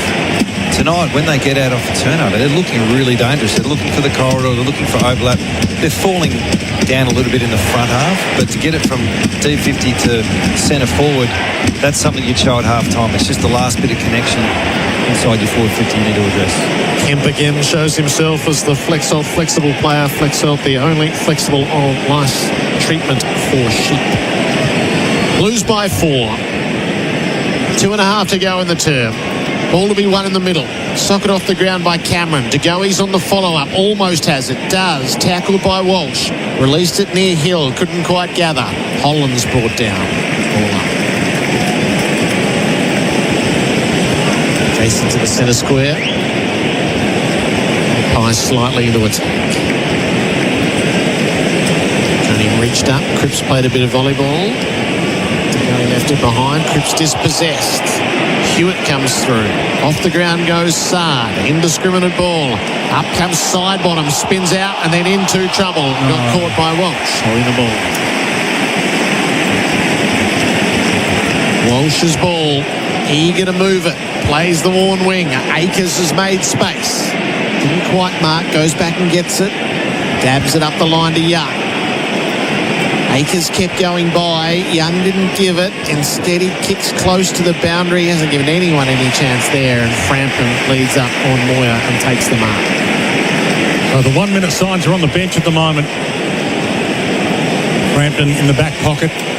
Ashley has 1:20 to play with. He hits wide and high. And Young got up there, couldn't mark it. Hewitt almost crumbed it. Ball knocked away from Nick Dacos, but it went to Sidebottom, to Myercheck. Further on to McCreary, and Wiedering takes him out. And we'll get a ball in on the wing. Time enough for a score to either team. Ball on the wing. Packed Southern Stand, second term for Mate Internet and Mobile. All about to be tossed in the light quarter in terms of goals scored. And the ball tossed almost sideways. De Koning to Akers to Cripps. Long towards half forward, and Plainor stops the rot. Goes inside. Now, will they go here? Houston, he chips it to De Goey. He looked around. He's got it on the wing. Big chance for a late score for Collingwood. Needed a bit of overlap run, so Pendlebury obliged. Steers the pass towards McCreary, just a fraction too much on it. Wiedering came out, and he settles it all down. Gives it off to Akers. Kicks up the wing. Hewitt onto the loose ball. Hand passes up to Lord. Wanted something inboard. Curnow set. Frampton arrived to make the spoil. De Goey, one more look perhaps. Straight through centre half forward. No mark. Pizer after the ground ball. Sard had a fresh area off the ground. Schultz got tackled by Sard. Got it again. Kicked it into Akers. So the Blues pressure in defence holds up.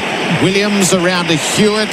Kicks it out the wing for Walsh, who doesn't take the mark. But he is onto the loose ball. Fed it up to De Koning. Slipped over. Confronted by Quaynor. Hand pass to Walsh. Runs into Cameron. Fashions a kick somehow forward. Houston handled the half volley. Hand pass to Sidebottom. And that'll get us to half time. Ding, ding, ding, ding, ding, ding, ding. But just couldn't get through at either end. Signs weren't really heeded to, because it was let's go kamikaze for the last minute. Both teams, they might have forgotten there was a minute to go. It's the Blues by 4 points at the main break. They led by 3 at quarter time. 4-5-29 to 3-7-25. Collingwood 5 behinds in that term. Carlton 1 goal. Goal kickers Hollins, Cripps, Hewitt and Curnow for the Blues. De Goey, Maynard and Perryman for the Pies. AFL Nation is for the 4 and 20 traveller. And Elders, you can rely on Elders. That quarter on AFL Nation was for Mate Internet and Mobile. Save $180 over 6 months with Mate Internet. Use promo code MATE30 at checkout. Go Harvey Norman for the hottest deals on the latest tech. New notebook computers in-store now from just $348. Run out prices on LG 2024 TVs, big screens, king-size screens, all screens on sale. Save 10% on selected AEG kitchen appliances plus 10-year warranty, and huge $1 upsize deal on bedding. Buy a selected queen-size mattress and upsize to a king for $1 more. Harvey Norman, hot deals store-wide. Best brands, best range, best prices guaranteed. Conditions and exclusions apply. For 185 years, Elders Real Estate has been embedded in the fabric of our country. So when it's time to buy or sell in your part of Australia, you need a trusted name. Someone who knows Australian real estate like no other, who understands that it's not just a house, it's your past, it's your focus, it's your future. Someone with a network that runs deep right across Australia. There's one name you can rely on. Elders Real Estate. Kicking off a project. What you gonna do? So many moving parts, and only one of you.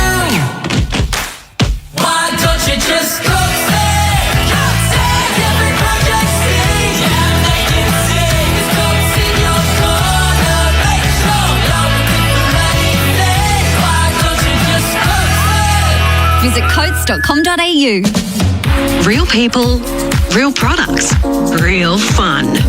No matter who you are, Sexyland has something real sexy for everyone. With Australia's biggest range of sexy costumes, lingerie, couples toys and fun gifts and games for adults.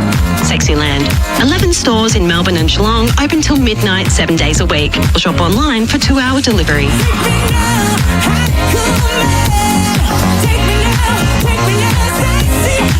Sexyland.com.au. Hey guys, here at GYG, we believe in serving our guests the highest quality food. That's why we only serve 100% free-range chicken. At GYG, we will never compromise on the quality of our food, because who said fast food had to be bad food? Love ya. At CommBank, we're proud backers of Melbourne's business yakka. No matter what business you're in, or what size your ambition, we've got the tools, tips and tech to keep you kicking financial goals. Whether you need cash flow support, to buy new equipment, or take payments in person or online. We're here to keep Melbourne business moving. So talk to one of our local specialists today. Search CommBank Business. Hitting the road this Easter holiday period? Hop into Metro Petroleum and fill up with quality fuel. Need that fill up for yourself? Why not grab one of these excellent deals? Mr. Whippy ice cream cups in vanilla bean and chocolate flavours, only $3.50 each or 2 for $6. Need more? Smith's 45-gram chips and a Pepsi Max 440ml for just $4. Why not add a delicious Nestle medium-sized bar to this deal for $2 more? Offers available April 1st to April 30th at all 350 Metro Petroleum locations. Sitting around waiting while the car gets washed? Forget doom scrolling. Add some thrill to your wait with the thrill of a $40 million jackpot every 3 minutes. Keno Go. Download the app today. ESPN now streaming on Disney+. Stream the latest and greatest of NBA, UFC, MLB, NHL, WNBA and more. Oh, what a step from Curry! Cheer on. It's showtime. Room service. Dream on. One destination for a new generation of streaming. ESPN on Disney+. The long wait is over. Turn it on. You're listening to AFL Nation for Elders. For all your crop protection, seed and fertiliser needs. And 4 and 20 pies. Australia's original fan food.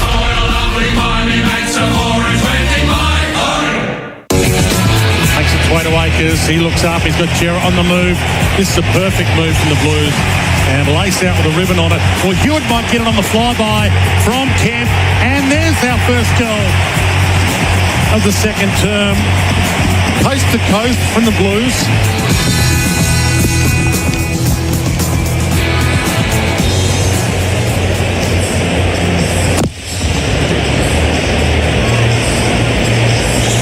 Sushi. Eddie, I just didn't quite take the cue at the right time. AFL Nation for Elders, for Australian Agriculture Recruiting now, and for 4 and 20 pies. It is Carlton by 4 points over Collingwood, 4-5-29 to the Pies 3-7-25 as we hit the halftime floor show for Choices Flooring. Quality interiors start from a Choices floor.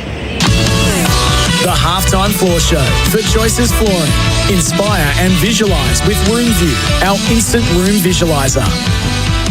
Adam Simpson, what are your overall thoughts of what we've seen? It's been a grind, Jared. We thought it was going to be a high-scoring turnover-to-turnover transition game, and what I have seen is both sides are aggressive off the half-back line, so not being scared to take on the corridor, in particular off intercept plays. So from a stoppage, it's been pretty scrappy.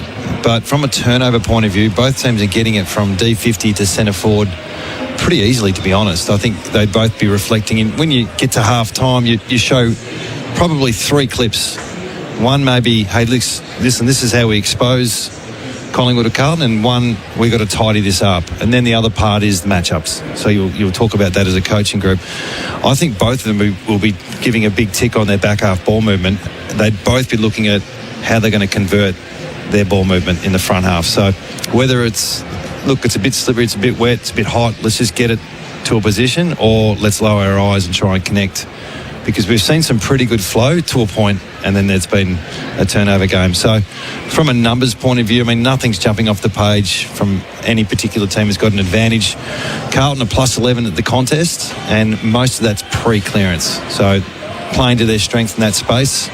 And Collingwood, they dominated from a score some stoppages point of view in the first quarter, but it's really evened itself up in terms of the general numbers. So both teams wouldn't try and reinvent the wheel at halftime. It'd be right, let's get back and do what we started at the start of the game, and let's go and put it on a couple of the not the A graders but the B and C graders to play their part, especially for Carlton, because it's going to get halfway through the last quarter again, and we all know it's coming, and we want Walsh, Cripps, Kerno, we want them to stand up. They've got to have the energy to do it. So I'm a little bit worried about De Koning. I reckon he's rucked 55 minutes out of 60. And I just wonder, do you front him that a little bit more? Do you actually ruck him less in the first half so he can finish off the game? You just don't want to see Cripps rucking for 10 minutes in the last quarter like we've seen in the past. So, yeah, this is playing to script a little bit. good effort, contest, tight game. I just hope it doesn't play to script in the second half for the Blues. Carlton have been thwarted by some of their kicking as the final touch, like 4 or 5 out of bounds on the full in that second term. Yeah. So squandering good moments. Sometimes you hear the rhetoric about the kicking in connection and you try and be better at connection when it's just, hey, this is my wheelhouse is to get it to advantage long. And that was mine as a player. Just, where's Duck? Just try and kick it to him and make me look good. I think they've probably got 8 players who, where's Kerno? Just kick it to him and give him some play. He needs to have 15, 20 target opportunities where he can make something out of nothing. I don't think that's happening a lot. It's more, where's a nice kick I can execute, or it's a rush kick that's gone out in the full. So I don't think tonight's raining again now. It's the start of the rain. I don't think it's about pretty marks inside 50. I think it's about deep entries and locking it in there. Let's tick through our categories. Who's making it look easy for Monarch Painting? Kick off your next painting project with Monarch. Painting made easy, available at Bunnings Warehouse. Is Walsh back? I feel like he might be. I mean, just for this, 17 possessions, 5 contested, 10 uncontested. Metres gain's not fantastic, but him just getting his hands on the ball looks like it normally does back in the day. Looks easy. Monarch Painting made easy, available at Bunnings Warehouse. Who is the toughest player for Truckline? Keep your truck on the move with Truckline. I reckon we saw this in the first round, or the round against Carlton when they played Hawthorn, when just don't kick it to Wiedering, because he's just stopping everything at the moment and nothing's changed. So he looks as tough as nails. The unmissable moment for Drinkwise. You won't miss a moment if you drink wise. Everyone who had a set shot is probably the unmissable moment. I don't have, maybe the little blue with the 2 powder puffs at quarter time. Yeah, I quite enjoyed Nick Dacos's needless tackle on Patrick Cripps, which just had, he was one of the powder puffs. That rippled onto Walsh. It did, yeah. They're not powder puffs, but they're not in MMA, are they? No, they're not. The crucial moment of the first half, a New Farm Australian through and through. It's the George Hewitt goal. The only goal of the second term. It came from an end-to-end move from the Blues. Absolutely. The breakout player of the first half for Australian Outdoor Living, bringing backyard dreams to life. Well, we've spoken about White, but I think Lords, as a midfielder, he's had 13 possessions. If he can come in and contribute with a 20-plus possession game and play a bit of a role, I think he's been the one that stood out. Around the grounds for Chemist Warehouse. Save on your new prescriptions at Chemist Warehouse. Tomorrow night's changes: Geelong and Melbourne. Stewart and Manor in for the Cats. Nevitt and Clark are the outs. Windsor, Pickett, Spargo and Turner in for the Ds. Billings, Johnson, Howes and Lindsay are the outs for Melbourne. The power play rankings for Red Energy: 100% Australian electricity and gas. Acres 76, Walsh 74. Then Williams, Doherty and Chera all 55. Darcy Cameron 54. So the top 2, 4, 5 the Blues. Darcy Cameron's the leading pie, with Scott Pendlebury just behind him. Who is a flexible player that we can see move in the second half? I haven't seen too many moves in the first half, but 2 goals from half-backs in the first quarter with Hollins and Maynard, I think probably just shows you the pressure that's on the game, because they both come from overlap feedback handballs. So I'll take those 2. Flexalt, the only flexible oral lice treatment for sheep. Who is the tackler of the first half for Bar Crusher Boats, Australia's ultimate fishing weapon? I think Quano laid a really nice tackle at one stage, and I can't remember who tackled De Goey in that when he took on 4 people when he should have handled him. Yes, yep. Those 2. That was the Choices Flooring halftime floor show. Inspire and visualise with Room View, our instant room visualiser. It's Carlton by 4 points, and the rain is really coming down now at the G. As we go to the break, let's hear the goal of the first half for Beaumont's Tiles' last day's Beaumont sale. The goal of the day for Beaumont's Tiles. Some 50% off. Discounts ending soon. Side bottom got there. He's got McCreary. He ignored it. He shook a tackle. Went inside to De Goey. Got it 45 from goal directly out.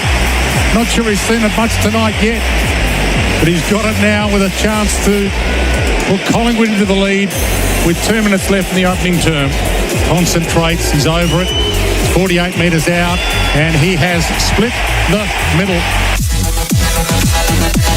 You're listening to AFL Nation for Elders. For all your crop protection, seed and fertiliser needs, and 4 and 20 pies, Australia's original fan food.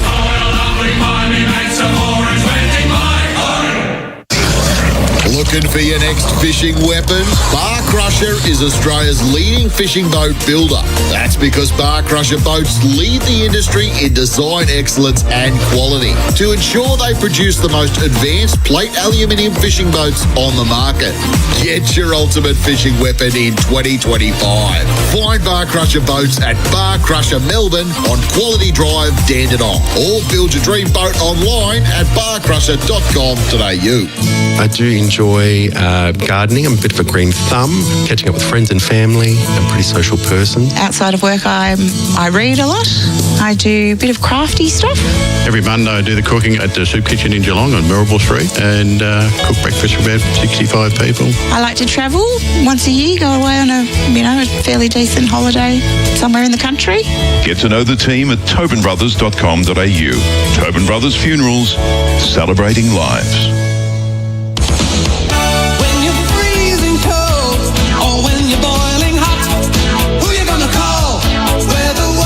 Take advantage of the VEU government rebate and trade in your old gas heater for huge discounts on ducted reverse cycle systems, multi-splits or split systems. Our service is professional.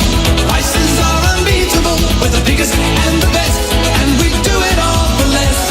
So who you gonna call? Weatherworld. For your free quote, visit weatherworld.com.au. Since the beginning, Monarch has made painting easy. Because let's face it can be frustrating when using the wrong tools. You know the ones, rollers giving poor patchy finishes, finding loose brush hairs everywhere, and mistakes you just can't unnotice. Oh, don't settle for subpar results. With Monarch, you can feel confident tackling any project and experience the joy of achieving the perfect finish with ease. Monarch, painting made easy. Available at Bunnings Warehouse. Sustained performance in footy is more than just one great game. It's about playing consistently, game after game, season after season. Host Plus has delivered strong performance over the long term with top returns over 20 years. A top performing super fund over the long term? That's a plus. Based on super ratings data as at December 2024. Consider the PDS and TMD at hostplus.com.au before deciding. Past performance is not a reliable indicator of future performance. Search Compare Host Plus today. Every go your own way knows. Adventure starts with an Isuzu D-Max. Whether you're tackling the toughest terrain, taking off for the weekend, or heading to work, there's an Isuzu D-Max for you. Right through the range, every D-Max is stacked with loads of tech and safety, ready to help you go your own way. Explore the Isuzu D-Max range at your local Isuzu Ute dealer today. Kicking off a project. What you gonna do? So many moving parts and only one of you.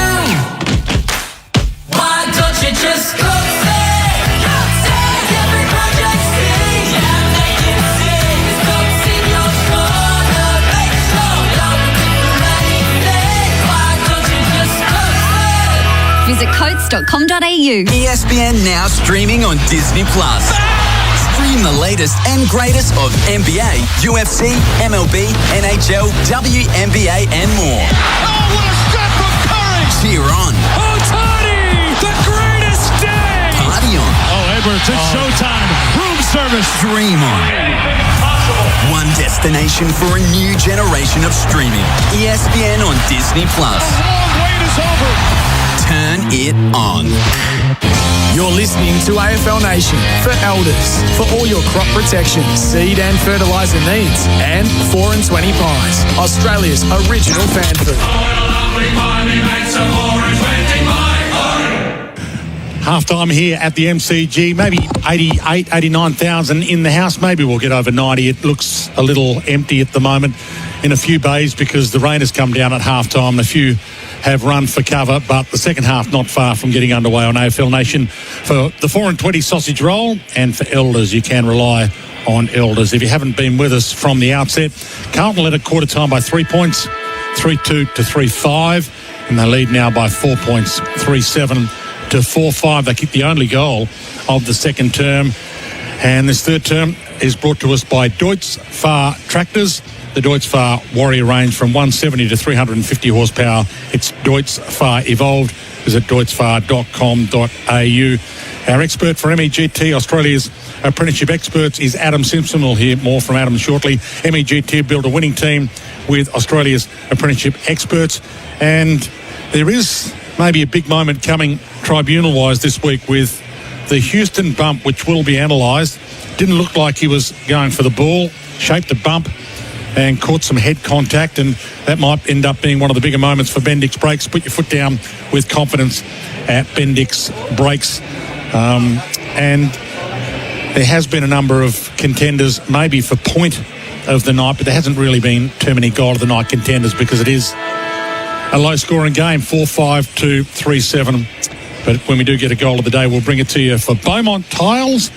Discount now on at Beaumont Tiles. Players are out on the field. The rain has gone away for the time being, which is the good news story. And Adam Simpson is with us, as is Bharat Sundaresan, one of our cricket gurus, has been good enough to enter the house as being part of the Carlton Footy Club's cheer squad earlier today. But Simo, what do you make of, what do you think is going to happen early in this third term? The only difference I can see from a stats point of view is Carlton have had 136 uncontested possessions to Collingwood's 92. So it looks like Collingwood's adapted to the weather in a different way. It's more direct, it's more knock-ons, it's more forward handballs, which is sort of the way they play. And with the rain coming down again, I just wonder if that stands up a bit longer than the uncontested. They've had 20 more marks, Carlton, than Collingwood. But they're both sort of working. They're both sort of not working at the same time. So this is a big quarter for both clubs. I suspect there might be little tweaks, but not a lot. I think position-wise, everyone looks like in the same roles. So it just comes down to who can do their own style better. They're not tagging Nick Dacos in the middle at the moment. Cripps is near Nick Dacos, but they're about 5 or 6 metres away. Cameron and De Koning to go at it to start this second half. It's Perryman who's in the middle as well, standing next to Chera. And side bottom in the middle with Hewitt. Nick Dacos left alone, gets the clearance. He gave it off the side bottom, floats it to half forward. De Goey stays down and almost a mark to Schultz. It is a mark. He just clutched it before it hit the deck, and he'll line up at goal to kick Collingwood's first goal since the opening term from about 51. It hasn't hurt them all night, Carlton, having an extra tall, but McGovern on Schultz, that's probably one of the areas where he should have an advantage. So, really good mark. Now, Schultz is directly out. Has he got this kick in him? The rain stops, so that's a good news story for Schultz. In he comes. He kicks from 51. He got under it, and it's wide. Chance for the leapers to go up. McStay went by fist, didn't try to mark it. Ball still at the top of the goal square. Cripps can't handle it, fumbled it, knocked it, overran it. Still alive. McStay lays the tackle on Wiedering, and we'll get a ball up forward pocket for Collingwood. 29 plays 25. The Blues lead early stages third term, brought to us by Deutz Fahr Tractors. Up she goes. Akers took it from the stoppage. Didn't do a whole lot with it. Side bottom from the boundary. Centering ball. Just a bit too sharp for all. Lipinski chases out the far side. Membry's with him. Motlop, though, runs interference. Toes it forward. Josh Dacos runs the other way. Lipinski paddles. Motlop's done ever so well. Slides in a second time and sees it to the boundary as a throw-in. 55 or 60 metres out from the Collingwood goal.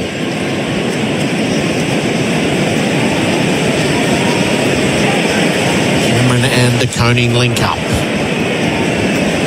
Ball reaches the back. Whistle. Free kick to Collingwood. Push. Cameron's ball. Houston's lurking. Cameron signals that he's going to kick it in deep. And does precisely that. Slewed off the side of the boot, though. And get it out of bounds on the full, boys. Everyone get ready. Yes. Not where it was intended to be. Rain starting to tumble down again now. So we might get this for the rest of the night. Rain on, rain off. Doherty pulls the kick shortish, and McGovern can't mark it on the second grab. It's alive for De Goey. Got it out to Perryman. A little fumble from Nick Dacos, and now he's cautiously taken to the deck by Hewitt. Is that cautious? I thought he was lifting his legs off the ground. Yes. He knew that he'd lifted his legs off, so he didn't dump the head first into the deck. He saved it late from my angle.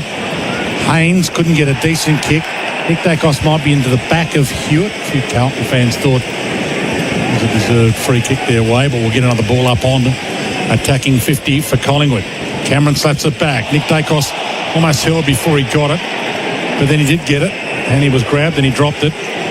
But no prior opportunity was the word from the umpire. Another ball up, flung in the air. De Koning, Cameron, a little ugly at the moment. De Koning got it, rode the bump, lost it. He was tackled. Could have been ball. His ball. So the free kick count starting to even up a little, with Collingwood getting a couple of early ones. Push and shove as there was just before half-time, and it's Lockie Schultz to have a shot again, I think. The only thing that's different from the first half is that stoppage is... We've got a wingman. Oh, here we go, Houston. So he hands it off to Houston, who launches long and wide. And we're behind. They're playing an extra behind the play, Carlton, in stoppages. They've got their fat side winger pulling back as a seventh defender. Blues by 3. Silvani marked the kick in, didn't find a target on the way out. It's out of bounds for a throw-in.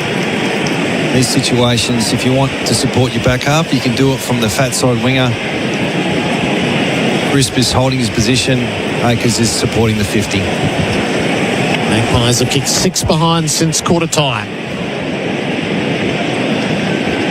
Tossed in. Cameron to the front. Perryman got worked over. Nick Dacos gathers low down. Gives it to Perryman on the turn. Floats it inside the 50. Schultz tried to go with the flight. Haynes slid in front. Side bottom. Just missed it on the kick along the ground, and Sard has it as a result. He's blasting it out on the full.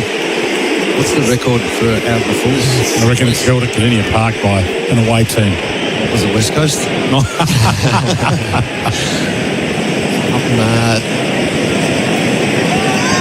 Kicking it away a bit too often. Perryman sends the Pies back inside the 50. Elliott worked his way to the front, then dropped the mark on the way down. He had it cold. Gives it to De Goey on the tidy up, and De Goey snaps a goal. At last, Collingwood find the target, and they claim the lead.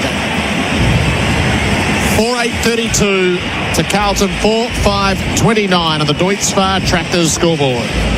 Finally, a team pays the price for an out in the full play. Sard, rush kick. If he had his time again, he would have taken a little bit more time to keep it in play.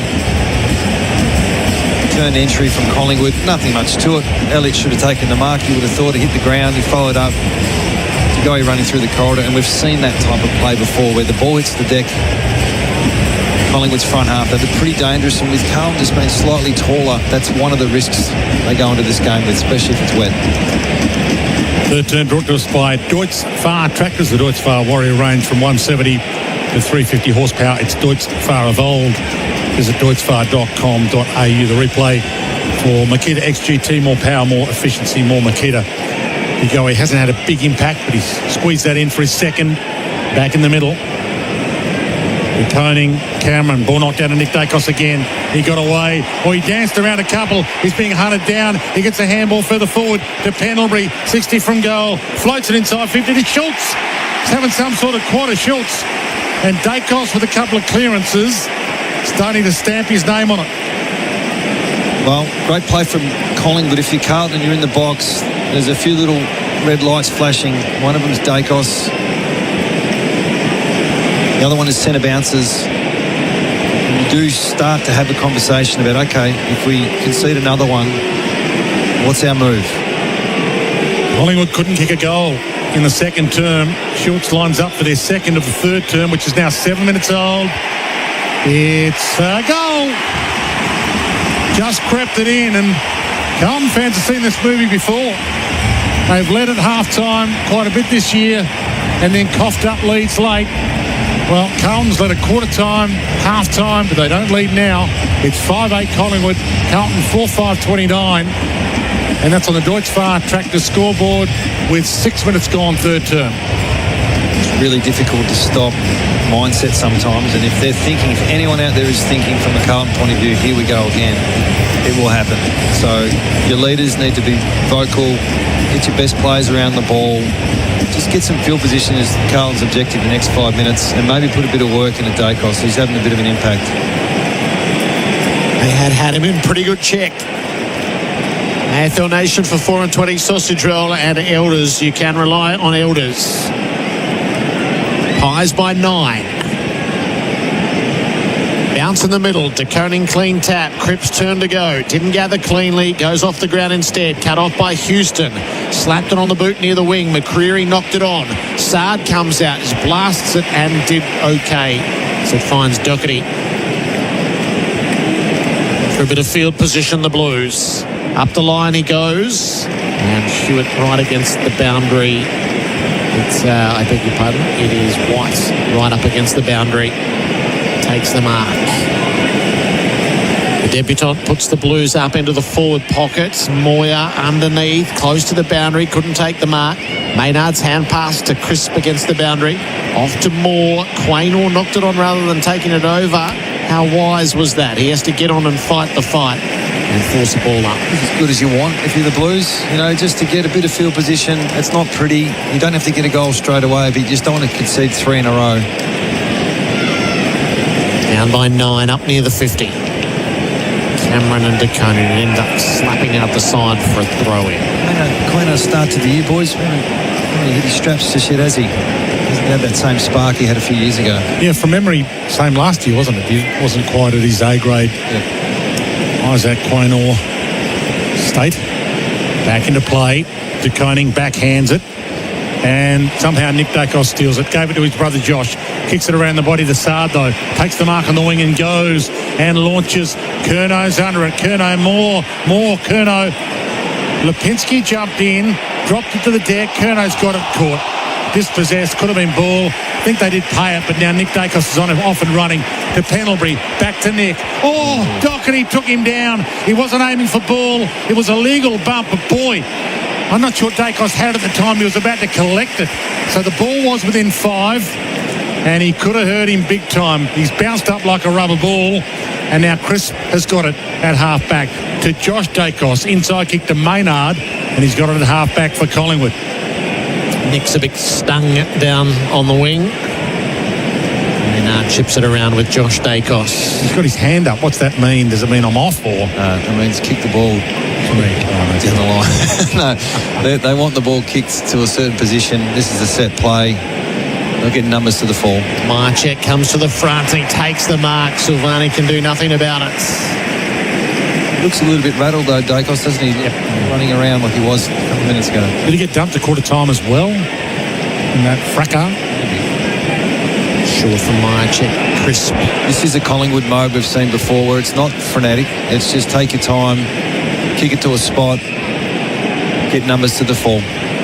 Crisp is going to put it up to full forward. See what they can conjure in the air. No mark. Marchek gliding through. Taken down by Silvani. Bobby Hill runs into Cripps. Ball it up. It's a really well drilled side, isn't it, when you see that? We've scouted this a lot for Collingwood, and it's so predictable, but you can't stop it. Full forward for the Pies. Cameron edged it forward. Akers cut it off. Handpass didn't get to Williams. Close to the boundary and over for a throw-in. Amazing player to watch, Nick Dacos. How hard he works, how clever he is in certain situations, even when he knows he's not going to get the ball, and he just needs to break even with someone else who is going to get it. De Koning, Cameron, ball knocked to the front. Hewitt hands it to Williams. Carlton outside defensive 50. Maynard uses his body, engages Curnow, knocks it to the boundary but didn't get it across. White on the white line. Kicks it to Moore though. He's got it on the wing. He looks around, see what's on offer. 50 metres. And he gets 50. It is evening up. Kemp over the mark. So Darcy Moore will have a crack at goal here, and he doesn't have a crack that often. He has kicked 67 of them, but he's played forward a bit as well. Hasn't kicked one this year. 67-39 is a pretty good strike rate.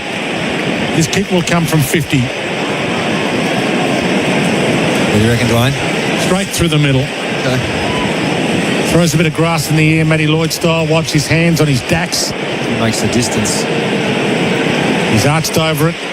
He's going to kick from right on the arc. In he struts. And he launches that pink boot into it. But he's missed to the near side. Only a behind. And they've kicked a lot of those. 5-9. Plays 4-5. Collingwood lead by 10. 5-9 to 4-5 on the Deutz Far Tractors scoreboard. We've still got 12 and a half minutes to play on the new tech clock third term. McGovern got himself into a bind, kicked it short to Williams. Plowman's the call back to McGovern, brushed his way clear of Nick Dacos, who's not quite right physically. Kicks it into the centre square where it turns over though. Schultz, Pendlebury out the front. Nick Dacos pulls the kick. Bouncing ball gathered by Membry. Opens it up on the turn and snaps a ripper. Collingwood hitting hard. 16-point leaders. And with the ball's in the hand of Mitch McGovern, I'm going to have to look away for the rest of the night. It's actually really clear what's happening. Collingwood have gone into a mode which I've seen before where it's more kick mark, contest, let's get numbers, where we all know where the ball's going. Carlton haven't changed anything. They're chaos. Let's get this turnover game. Let's do what we did in the first half. And they haven't adapted to a point where they need to change the game. As Dacos comes off for a spell, I think he's fine. He's up to 6 possessions. He's part of the resurgence this quarter, but it's really, really clear about the two teams and the maturity of one and a little bit of panic from the other. Little Collingwood chant rings around the MCG. This is their biggest lead of the game. It's anybody's biggest lead of the game. Ball back in the middle. Membry's going to have that kind of year where you think, is he in their best 18? And then he kicks 2 or 3, and of course he is the answer. 2 second rucks in the middle. Young, McStay. DeGoey overran it. Cripps went and got it. Gave it up to Hewitt. Running the wrong way now, running the right way. Gets it towards half forward. Floater. Houston gets up, got it. Takes the mark at half back, and it's kind of in the right hands. Looks around to see what is on offer. He wants the inside kick or the aggressive kick. He goes to Josh Dacos, who's a good user as well. He's got Lipinski out wide. He hits him lace out. He's on the wing. Chips it. Penalty. Their confidence looks like it's grown, Collingwood. The belief is there. Stay in the game until half-time, and then we've got that second half Carlton to overcome. Chip kick wide to Lipinski. He's got it 90 from goal. Sends it inside 50. Pulls it short. Get in there. He picked their pocket. Perryman. Phenomenal. I'm not sure it was meant for him, but he made it this, and he took the mark 48 out.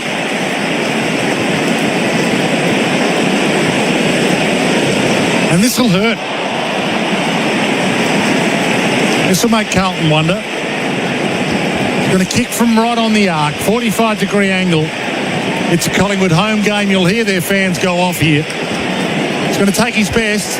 In his struts. Hit his first goal as a Magpie earlier. Hasn't got his second across the face. 17-point margin on the DeWitt Spa Tractors scoreboard. 16 minutes played. New tech clock automation for manufacturing. Wiedering with ball in hand from the kick in. And use it short to Walsh. Just waiting for the previous ball to come to him. Walsh, and Perryman stole it from his grasp. Up to Hollands, that didn't look 15. Inboard. He was going for McGovern. Good Lord. And he's turned it over. I reckon that wasn't going to be paid if Carlton marked it, but it was paid because Collingwood picked it off. A check on the intercepts. Indicative of what the game needs from the Blues at the moment. Probably doesn't need that. It needs predictability.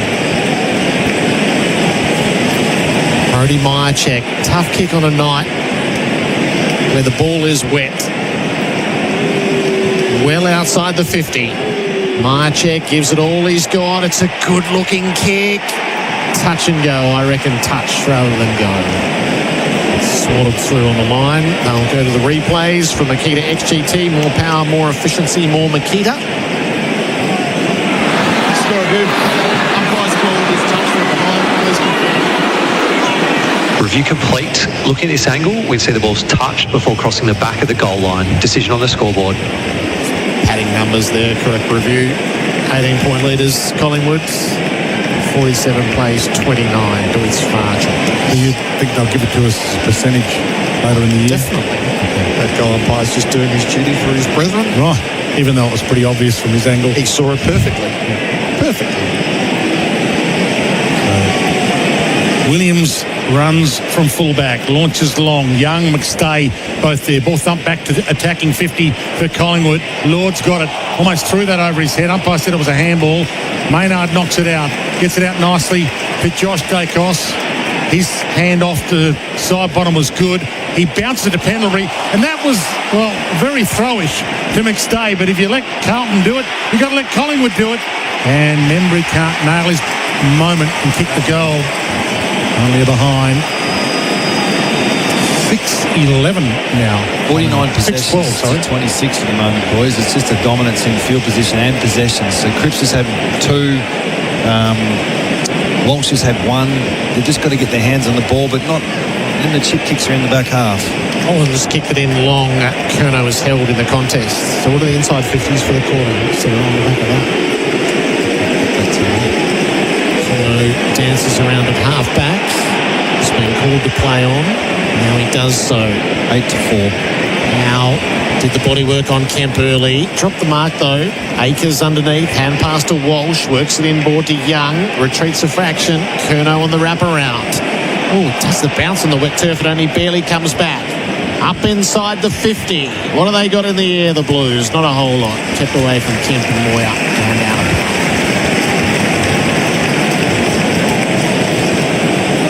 So third quarter domination. The lead should be more than it is. Wayward kicking of 6-12. Carlton need one against the flow right now. Young put it down for Fogarty. Released it goal side. Ball loose near the square. It's still trickling around. Moyer got a boot to it. It's through for a behind. And corrected, Jared. It's 13-4 inside 50. So, I mean, they've done a reasonable job not to concede more scores. It's Collingwood haven't kicked straight, to be honest. Maynard runs from full-back, pulls the kick late, gets it to Howe. And his kick was a mongrel. And Young falls, has to knock it, and that might not work. Umpire says I'll ball it up. Half-back for Collingwood, half-forward for Carlton. Point at the centre square. Outside attacking 50 for the Blues. And the two makeshift rucks. Well, in fact, it's Cameron against Young, so Collingwood had an advantage there. They might not get the clearance, though, although they will. Perriman's got it. He tried to loop a handball away from Sard, who blocked that opportunity. And we'll get another ball up this time on the wing. So, sorry, Guy. Why they didn't do this in the first quarter, where they bank a bit of minutes to Koning rather than halfway through the third. And as you see there, an easy clearance from Collingwood. So Cameron wins it because he had the leverage. And he'll do the ruck work again at half forward here for Collingwood against Young. So again, as Simo said, they rucked to Koning for 40 minutes straight at the start of the game. Carlton have got to give him a rest, but he's warming up to come back on now. So ball back into play. Cameron almost wrapped up by Young. McCreary kicks it off the deck, roll it towards the boundary, goes back in McCreary and strips Hewitt of the ball, of course, not of his pants. And it's 48-30. Collingwood lead 6-12 to 4-6 on the Deutz Far Tractor scoreboard with 7 minutes left in the third on the new tech automation manufacturing clock. Now near the interchange gates. Ball on its way into play. DeConing back into the fray, taps it down. Hewitt put his head in the hole, released Cripps off to Akers, sidestepped into space, gives it back to Hewitt. Tosses it up to half forward for the Blues. Collingwood are pretty well set. Frampton did enough to be, or maybe he didn't. He got up and got it off quickly to Houston. Up the wing, Nick Dacos pushed in the back. Rain intensifying again. Nick brings it inboard to Josh. Houston wanted it in the middle. It would have been high risk. I think there's a distinct change in the way Collingwood are playing. It's kick mark and then long to a contest. Pendlebury brings it up to the 1-on-1. Sard against Elliott. Sard beat him cold. Won the wrestle, got to the front, takes the uncontested mark. Important moment, a big moment of Bendix breaks. Big moment to put your foot down with confidence. Bendix breaks. The Blues got to find a way to build on it. Sard kicks it to a contest. Cripps roves it. Got tackled by Cameron. Stuck the tackle hard. Side bottom inboard. Josh Dacos links it up with Howe. Checks the kick initially and then puts the boot right through it to the teeth of goal. Off hands. Bobby Hill fed it out in front of himself. Gathered. Doubled back. Has a look. Hand pass to Elliott, who swings it to the teeth of goal. Oh, Schultz. Brilliant. Brilliant by the Pies. And Schultz marches it through for a goal. They are running hot for Ream, Australia's favourite hot water. That's 4 for the quarter in tricky conditions and a 4-goal lead to boot. Spoken about fundamentals in the first 3 or 4 rounds, Jared, and not kicks, marks and handballs, but positional fundamentals. And I never see a Collingwood player, actually I do see it on occasion, snapping a goal from a boundary line when they could centre the ball. And it just gives predictability for the guys who are waiting for it at the top of the square.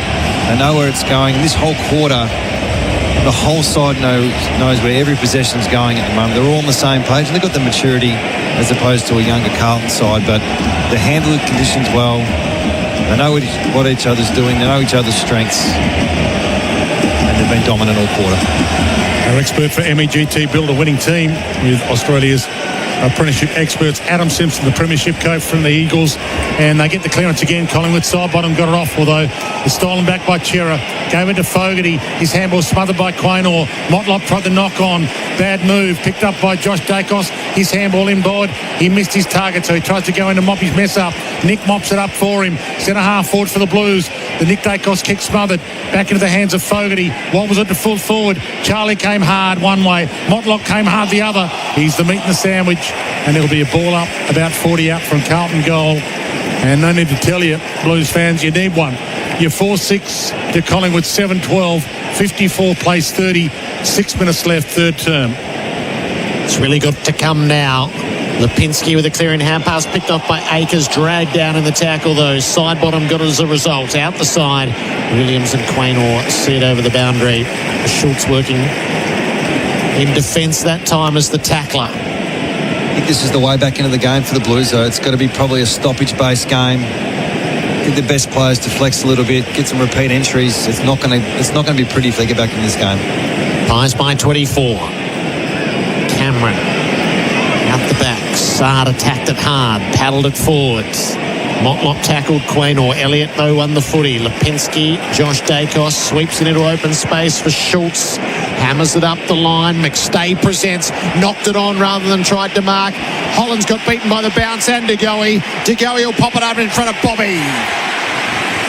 And Hill's got runners inboard, or he can take the set shot himself.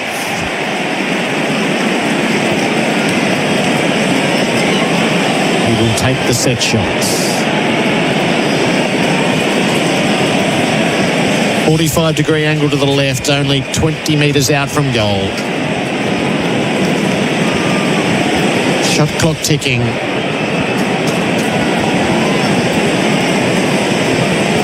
Bobby Hill for his first. Makes his direct approach to goal. And Bobby's missed it.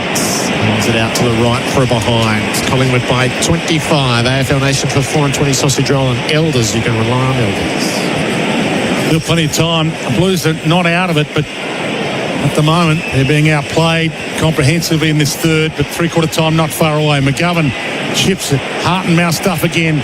Almost to kick off the deck from memory and almost kicking Hollands and giving a free kick away. Neither happened. Umpire said let it roll and we'll get a ball up.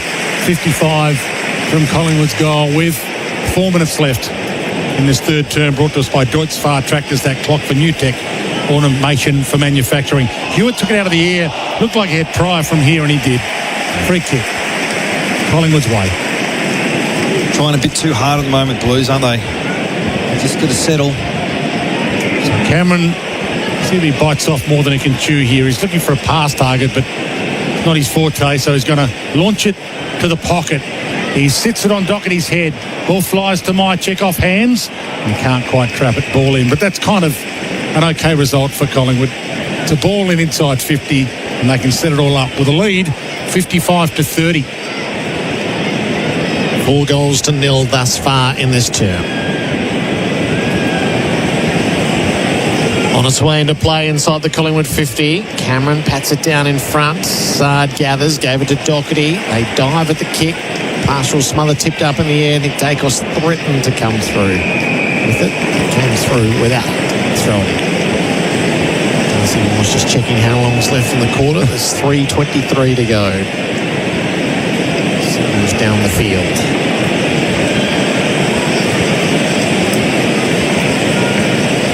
Have to throw in.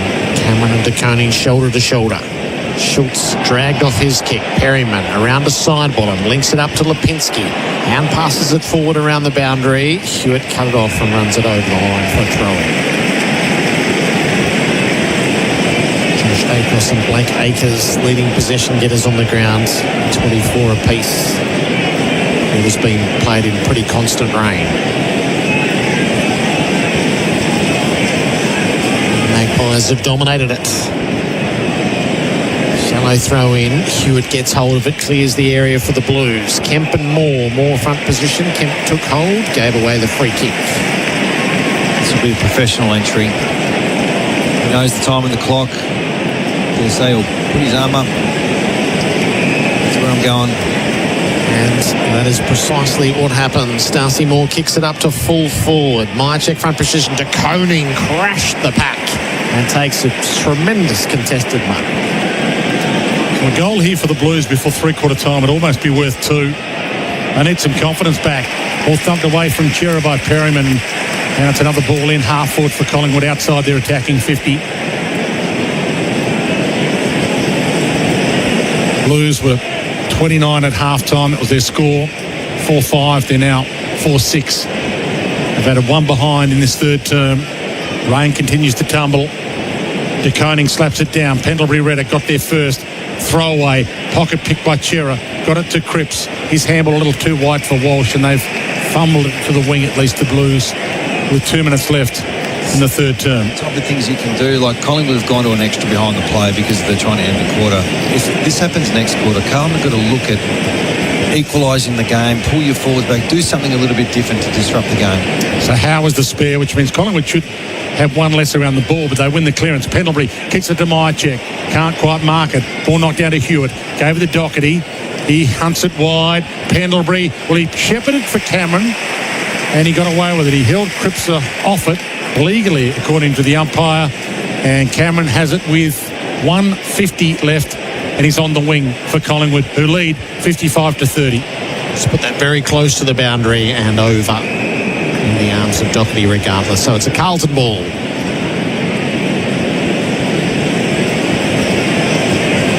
25-point margin. He sets it up for De Koning to have a fly. Cameron pushed him. And the Blues conjure this goal late. De Koning's going to give them a look. He kicks it up inside the 50. Rising was Kemp. Couldn't take the mark. Motlop underneath. Hand pass. Gave it up. Frampton works it around to Nick Dacos and side bottom. Collingwood bring it beyond the 50. Cameron stayed set up. Professional. How good was that? Well, it's just timing of the game and what it's needed. Now we have a spare, so we can go lateral and use that spare until it gets equalised. Then we'll engage a skinnier play down the line. Moore again with footy in hand. Long down the line. Silvani, Myercheck, Wiedering with the 3 flyers. Schultz underneath. Dragged to the boundary for a throw-in. Once you see it, you can't unsee it with the Collingwood style, and it just happens every single time. And as much as you tell your players this is what's happening, they can't seem to stop it. So any rush kick they've got in defence from inside 50, they know if they go wide, and there's going to be a play there waiting for it. Darcy Cameron, little floater. McStay gets there on the wing, knocked it. Walsh takes it to the line. We'll get a ball in. That play right there, McStay clearly tried to knock that over for a stoppage. It's something you'd reward on a Monday. Okay, there's 2 minutes on the clock. Let's just look at McStay here. He doesn't want the ball. We want another stoppage to finish off the quarter. So 38 seconds left. Ball into play on the wing. Cameron knocks it front. Side bottom knocks it further towards goal. Doherty will get there first. Pulled the kick. Perryman smothered it. Ball close to the boundary. Chera takes the cherry over. And we'll get a ball in with 26 seconds left on the wing. So the score for Deutz Far Tractors, Collingwood 7-13-55. Carlton 4-6-30. And they trailed by 4 points at halftime. Collingwood, they've dominated the third. De Koning leaps in, won the footy, gives it away to Walsh and then to Doherty. Hoiks it up to the wing. Moore has control. From the moment he checked the time on the bench, he has controlled absolutely everything in the last 3.5 minutes. And he'll run the last of these seconds down as it kicks up inside the 50. Myercheck and Silvani. Silvani brought the ball to ground. The Magpies made their move in that third term, 4-0. They turned for home with a 25-point lead. 7-13-55 to Carlton, 4-6-30. 2 for De Goey and Schultz with singles to Maynard, Perryman and Membry. Well, for the Blues, it's one each to Hollands, Cripps, Hewitt and Curnow. Collingwood by 25 on AFL Nation for 4 and 20 sausage roll. And Elders, you can rely on Elders.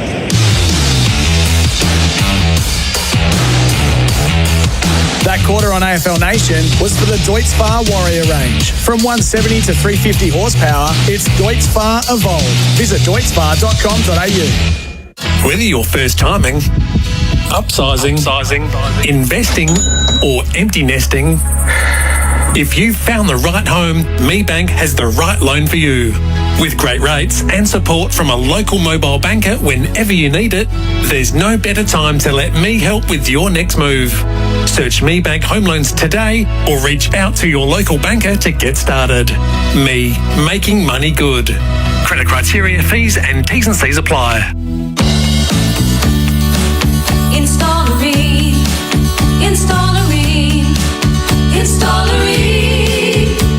For the hottest and hot party you've ever seen. Ream comes on steady, hot and strong. It just keeps on and on. Want the assurance of an Aussie family-sized electric water heater with a 12-year cylinder warranty? Installery.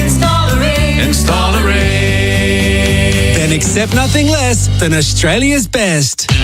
All right, are you ready for another big weekend of footy? More importantly, are you stocked up with all the supplies you need for a big weekend of footy? Even if you realise you're running low after the first bounce, don't worry, DoorDash has you sorted. Get all the food, drinks and snacks you need delivered quicker than your team can turn a halftime lead into a final seconds nail-biter. Fire up the DoorDash app now. Your season ticket to footy deals. Geelong fans, it's never been easier to rally around your team on game day. With SEN's Cats Radio. Catch every Geelong Cats home game called live right here on SEN and the SEN app. Cats Radio. Thanks to GMHBA. Make the switch to GMHBA Health Insurance today. Hey guys, at GYG we never compromise on the quality of our food. That's why we only serve 100% free-range chicken. We're on a mission to reinvent fast food because who said fast food had to be bad food? We love ya. Kicking off a project. What you gonna do? So many moving parts and only one of you. Why don't you just go say every project sing? Yeah, they can sing. It's coats in your corner. Make sure you're looking for anything. Why don't you just go say? Visit coats.com.au. Through 100 years, New Farm has gone through thick and thin with Australian farmers. Through protection, through innovation, through growth. All so that Australian farmers are there for Australia. Because when you choose New Farm's crop protection solutions, you choose to support Australian jobs, Australian innovation, and a strong Australian supply chain. Through our partnership, we're tougher together. Visit newfarm.com.au. New Farm. Australian through and through. ESPN now streaming on Disney+. Stream the latest and greatest of NBA, UFC, MLB, NHL, WNBA and more. Oh, what a shot from Curry! Cheer on. Ohtani, the greatest day! Party on. Oh, Edwards, it's showtime. Room service. Dream on. One destination for a new generation of streaming. ESPN on Disney+. The long wait is over. Turn it on. For non-stop entertainment and all the 2025 AFL Gather Round action, head to Station Road, Sky City, where you'll catch the SEN team broadcasting live on stage across 4 full days of unmissable footy insights and highlights. Starting Thursday, April 11. Don't miss SEN superstars like Vixen Walshy, Gerard Waitley, Kane Corns, Malcolm Blight, Kimbo on the Rooch, Andy Marr and more. With Crunch Time live on Saturday and Sunday. 4 unmissable days on SEN, broadcasting live from Sky City, Adelaide, where the action never stops. You're listening to AFL Nation for Elders. For all your crop protection, seed and fertiliser needs. And 4 and 20 Pies, Australia's original fan food.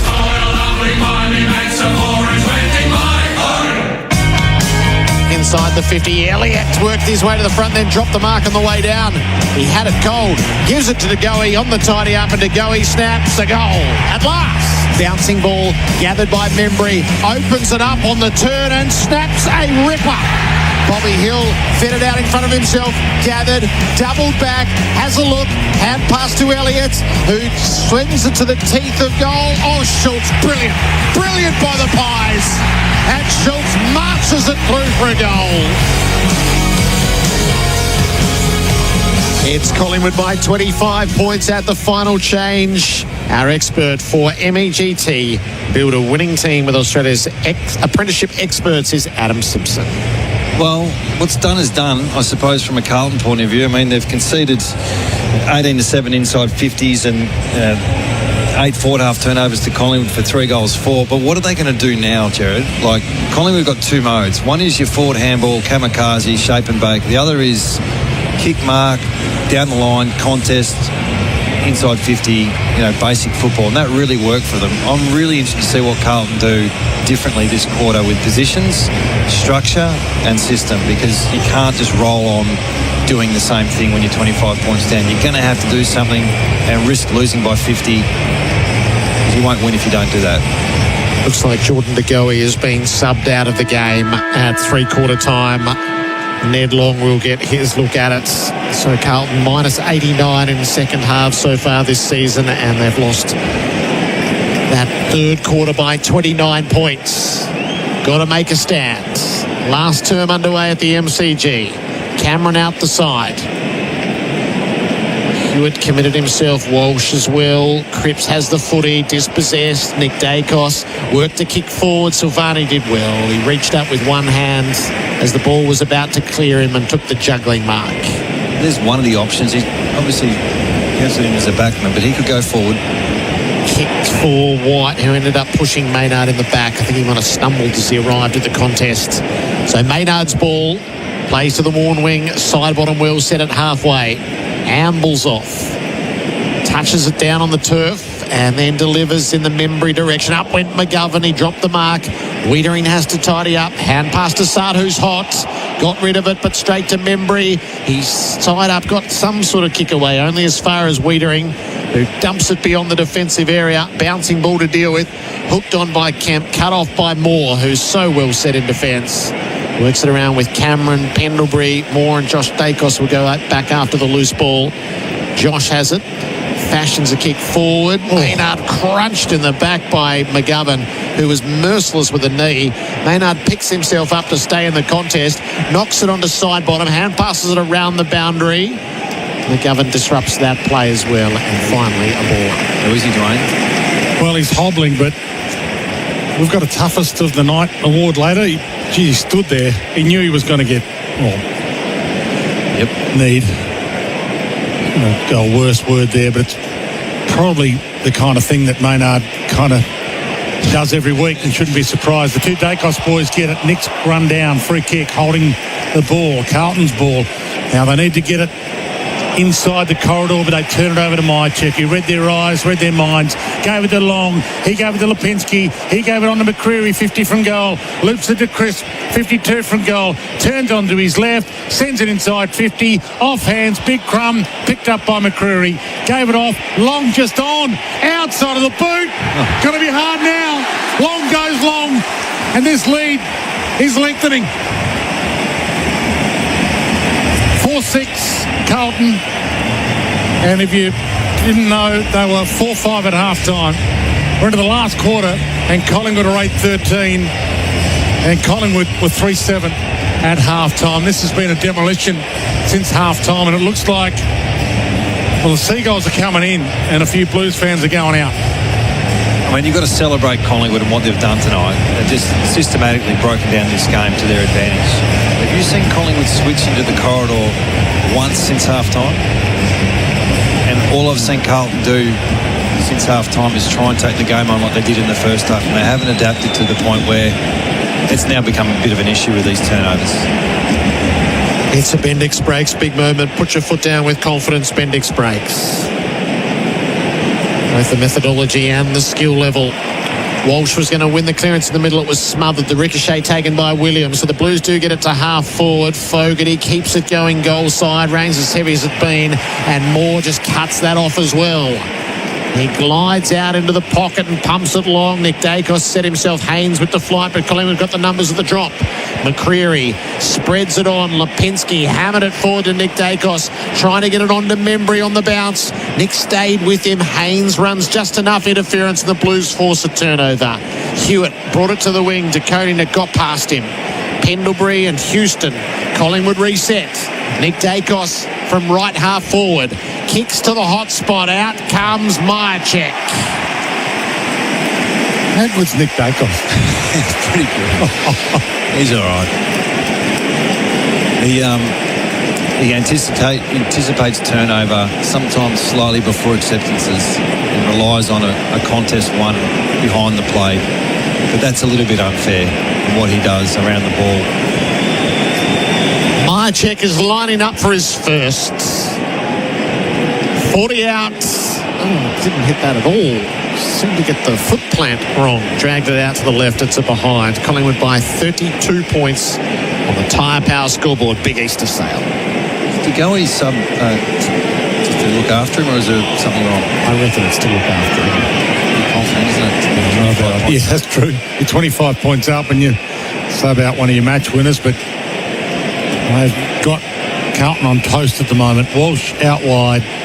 Doherty runs half back, sends it long. Howe gets up, fists it toward the boundary. Maynard was there because he knew where he was going to fist it to. Gave it to side bottom, rolls it to the wing. They hug the boundary. Schultz can take it out or keep it in. Kept it into Long. He knocked it further on, hoping for Josh. He couldn't pick it up. Ball in the congestion. Josh Dacos knocks it to Long and it's taken out. We used to have a knock-on stat, and it was a selfless act because everyone wants a possession, and they've been elite at that tonight. They've had 10 or 12 knock-ons when they could have picked the ball up, and it's just a good sign of the team unity from the guys. Adam Simpson for MEGT, Australia's apprenticeship experts. From the throw-in, Houston comes at the back of the stoppage, hacks it off the turf, high ball. Haynes had it knocked away by Myercheck. Elliott right on the boundary, can't keep it in. Happy not to, in fact. Harping on things, but he could have had a snap there, couldn't he? And he said, no, it's not what we do tonight. Ultra disciplined and getting a big result for us. 40 out from the Collingwood goal. Thrown in, Williams off the ground, clears the area for the Blues initially. Moore came up. Houston lent a hand, straight back inside the 50. No mark for Elliott. Ball still to be won underneath. Hewitt, kick smothered by Cameron. Fell the way of Long. Hand pass to Elliott. Knocked it on. Only as far as McGovern. Hand pass to Koning. Short kick to Cripps. Feeds it out wide to Walsh. His job to clear the area. Long down the line. Curnow and Frampton grapple. Ball loose. Moore committed himself underneath and Frampton got it as a result. Fed it through Cameron. On to Perryman. Inside 50 again. Myercheck made the spoil. Off the ground. Schultz made sweet contact, but it's off to the left for a behind. Collingwood by 33. There's an 8:15. Is there any reason? Yeah, that could be further in front. You're spot on. It could be really ugly. It's ugly enough. 63-30 when you lead by 4 points at half time. Ball towed off the deck by Cripps. He towed it straight to Josh Dacos. Bad option. He goes inside 50, but to the pocket. So a ball in's a win for Collingwood here. More than happy if they get it, and they're going to get it. I haven't seen... I hope the rhetoric during the week, if they don't win this game, is not a fitness thing. I don't think that's part of it, maybe, and reliance on... This is a different than just... They haven't got enough legs. There's more to it. So that's a shallow look at the game if you think it's just fitness. So back into play. Ball knocked down to Doherty, back pocket. Puts it around his body to get it outside defensive 50. Moore gets there with a double fister. Thumps it to the boundary. Cripps was waiting for it. Oh, he's caught. Well, a little shake and bake, and then he took it out and he got away with it. Well, he knew the traffic was coming. He just said, come tackle me over the boundary and I'll wander over there with you. And they danced over the line and there's a ball in. 33-point margin. Collingwood attacking again. Cameron took it out, got shot down by De Koning to be a free kick. left half forward for the Pies. The territorial domination in the second half has been amazing. Monopolising the inside 50s again. Short and wide to Josh Dacos. It's been good to have you in, Simo, as our expert, because everything you said they do, you can now, like you said, once you see it, you can't unsee it. This kick mark game, stay wide, no chances. It has changed since they grabbed a little lead after half time. Here's the point. Perryman with the point and the follow through. Myercheck is the initial target underneath. Schultz rode the first bump, lost the footy on the way through. Walsh and Wiedering. Side bottom keeps it away from Hewitt. Now side bottom tracked that ball all the way to the boundary. And Josh Dacos happy to see it over for a throw in. It confirms Simo's point. He could have snapped it, kicked it to the top of the square, but he just takes it out. To another level, they don't kick it to the top of the square. They always kick it to the point of the square is what we scouted. So it doesn't get to that central position. It's more boundary, so it's not as risky if it turns over. Back into play. Getting their first, Nick Dacos. He turned out of a jam beautifully. Gave it to McCreary. Gave it to Maynard. Kicks it inside 50. Long couldn't quite trap it. Williams does. Has a withering run from half back, but like a bull in a china shop, he took it down a bit of china off the shelf. Motlop's got it. Heads out wide. Finds Kemp. Floats it inside 50 to White. Can't quite trap it, the debutant. Still a chance. Ran into Curnow. 20 from goal. We'll get a ball up. Make that 30 from goal. A ball up. 30 from goal for the Blues. Okay. They trail. 30-63. Collingwood lead. Still 13 minutes. It's been done before.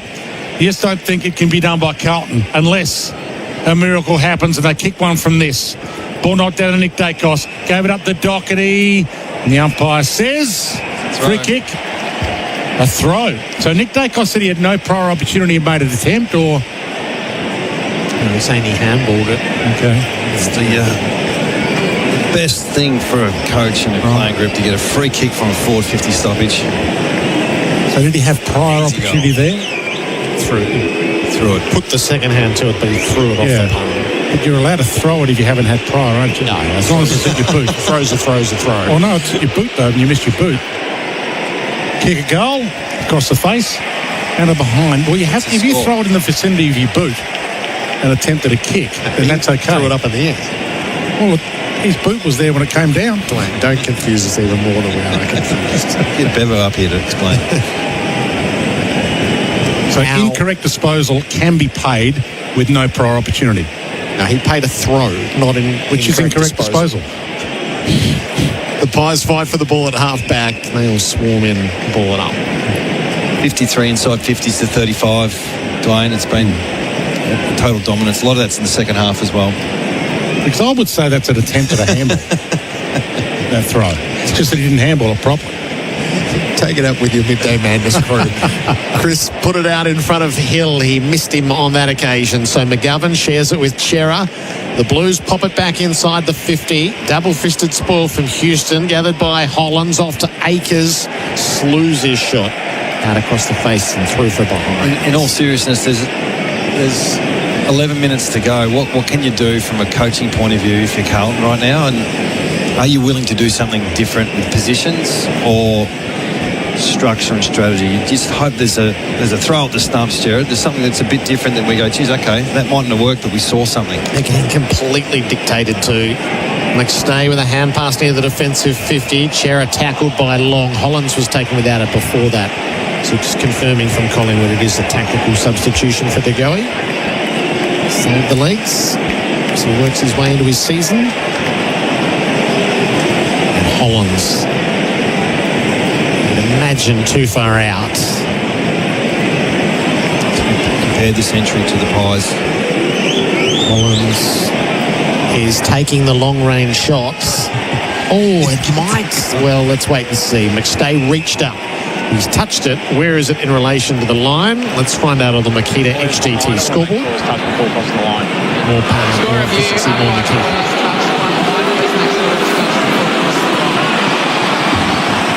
So to score review we go. Review complete. Looking at this angle, we see the ball's crossed the back of the goal line before being touched. Decision on the scoreboard. It's overturned to be a goal. So Ollie Hollands from long range kicks his second, and the Blues first of the second half. They're down by 26 points. 5-7-37 to Collingwood, 8-15-63. Your local tyre power, big deals on selected Toyota passenger and SUV tyres. Buy 3, get 1 free. You're looking at the ruck battle now, and you've got your second stringers in there. When really, you want your best midfield in there. You just kick the goal, and you want to get the next clearance. And you're in the box screaming, like, where is he? Where's the Coning? And so he's just come off for a break, and timing's not great. Doesn't mean they're not going to win this clearance, but you need your best players around the ball right now, because this is your little window, this next 2 or 3 minutes. Shot of Dean Cox in the crowd, doing a bit of scouting. Collingwood Friday night. Go around. That will be a big one. AFL Nation will be covering it. Okay, what are you going to do here, Blues? You need a couple in a row and at least put a scare into the Magpies. Still 11 minutes left. 63-37. Ball in the air. For second rucks. McStay, Young, Chera couldn't quite get a kick away decisively. Walsh kicks it off the deck, out into space on the wing. Crisp toes it off the deck beautifully. Wow. He just chipped it to Schultz. Not sure he knew he was there, but give him the benefit of the doubt. So Schultz, receiver, kicks wide to the pocket lead. He kicks wide, and it's cut off by Chera and thumps it out. But we'll get a ball in 55 from Collingwood's goal. And more time is taken off the clock. We played 15 minutes for New Tech. New Tech, optimise your business with automation in this final quarter, which is brought to us by Tyre Power, your local Tyre Power. Big deals on selected Toyota passenger and SUV tyres. Buy 3, get 1 free. At the throw-in, Pendlebury gathers underfoot. Hand passed it up. Akers ended up with a drag down by Long. Ball slews out the side. Walsh fed it around. Nick Dankos got in the way. It's back out of play. There's a lot of vacant seats now. So the crowd maxed out at 82,058. It's a Collingwood home game, so the vast majority will be here, but a lot of the visiting Carlton fans have decided not for them tonight. Not the rain, not the song. Pendlebury from the stoppage, feeds it backwards to Moore. Kicks the Pies up inside the 50. Membry made the contest in front. Silvani the spoil and the gather. Hand pass to the boundary and over. You just don't sense that there's any hope for Carlton at the moment. 37-63. So 26 points, 10 minutes left. And it's taken out of the air by McStay. Bounced it toward the top of the square. Gathered by Membry. Loops a handball over the top. Sard stole it. Gave it off to Hewitt. Blues get it outside defensive 50. Kemp had a chance, but he spilt the mark. Ball fell to Lord. One little handball over the top. And now they're on the run. Akers hands it over the top further on. Gets it to Kemp. Looked it one way, looked it the other way. Got caught. Finally a kick towards half forward. But they've got the numbers back, Collingwood. Frampton messed up. Quainer. Kick around the body. Might be a good one from White. No. He had a snap, missed it, one behind, still hasn't got his first goal in AFL footy. 5'8", plays 8'15", and it's Josh Dacos to bring it in from fullback on the Tyre Power scoreboard. Quaynor takes the mark. We're completely unhurried. We've crossed the halfway mark of this final term now. Nick Dacos is headed down to the bench. He's talking to the physio. He's concerned about his right knee a little. Long on the way out. Schultz rows the pack, but coughed it up to Young, who coughed it up to side bottom. Hand pass inboard. Houston works it on to Perryman, links it up to Moore, through centre half back, runs straight through Kemp and delivers the Pies forward. Hill's got the one-on-one with Hollands, trying to get it out the back. Bobby almost went to ground, paddles it on, gets some help. Elliott arrives, knocks it up to Crisp, works it around and long, onto Lipinski and through for a behind. The wrestling on the line. It's a free kick against Myercheck anyway. No score. He just barreled back into Wiedering and drove him back to the line. So Hollands plays on, down the spine to Walsh. He looks up, chips the kick, finds his target. Hewitt Back to Walsh from half-back. Didn't like what he had by hand, so by football goes by hand to Hollins. Now to Lord. Chips it wider. White. 70 from goal. Puts it toward De Koning. Howe got there. Double fist down to Moore. He knew he had a couple of soldiers on the boundary waiting for that fist. Moore gave it more wider towards side bottom from Pendlebury's boot. And Sidey gets a round of applause on a half-back flank. Umpire tells him to get going. And so he dances his way almost to the wing and then wobbles a taut all the way towards half-forward. Off hands, rolls to the back. Bobby Hill waits to tackle McGovern. He went to ground. Ball still alive. Towed off the deck, but straight towards Membry. His kick, a chip to Myercheck. He loads up from 50. It's across the face. And Carlton could have one last roll of the dice here as Akers goes to Kemp with 7.5 minutes left in the final term.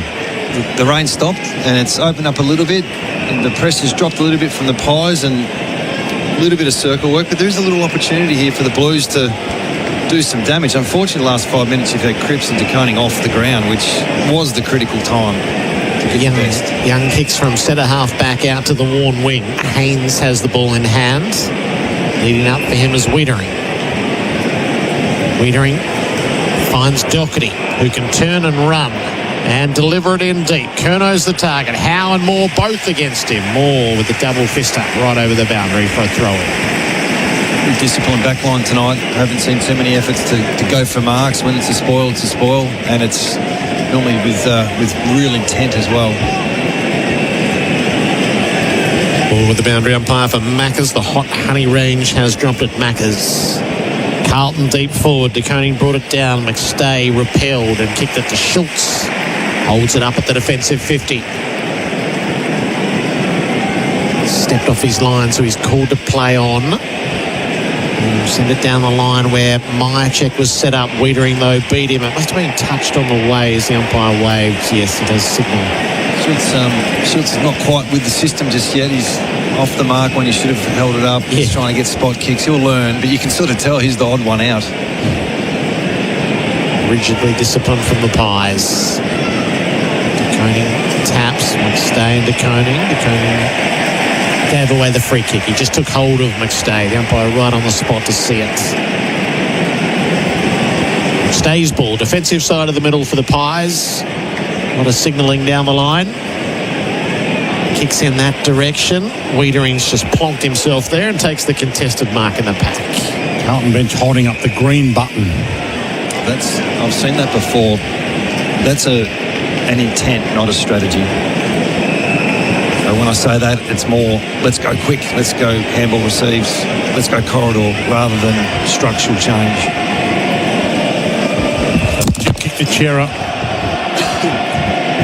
Collingwood chant rings around the MCG. Their home game, just over 80,000 in the house. And since half-time, they've dominated.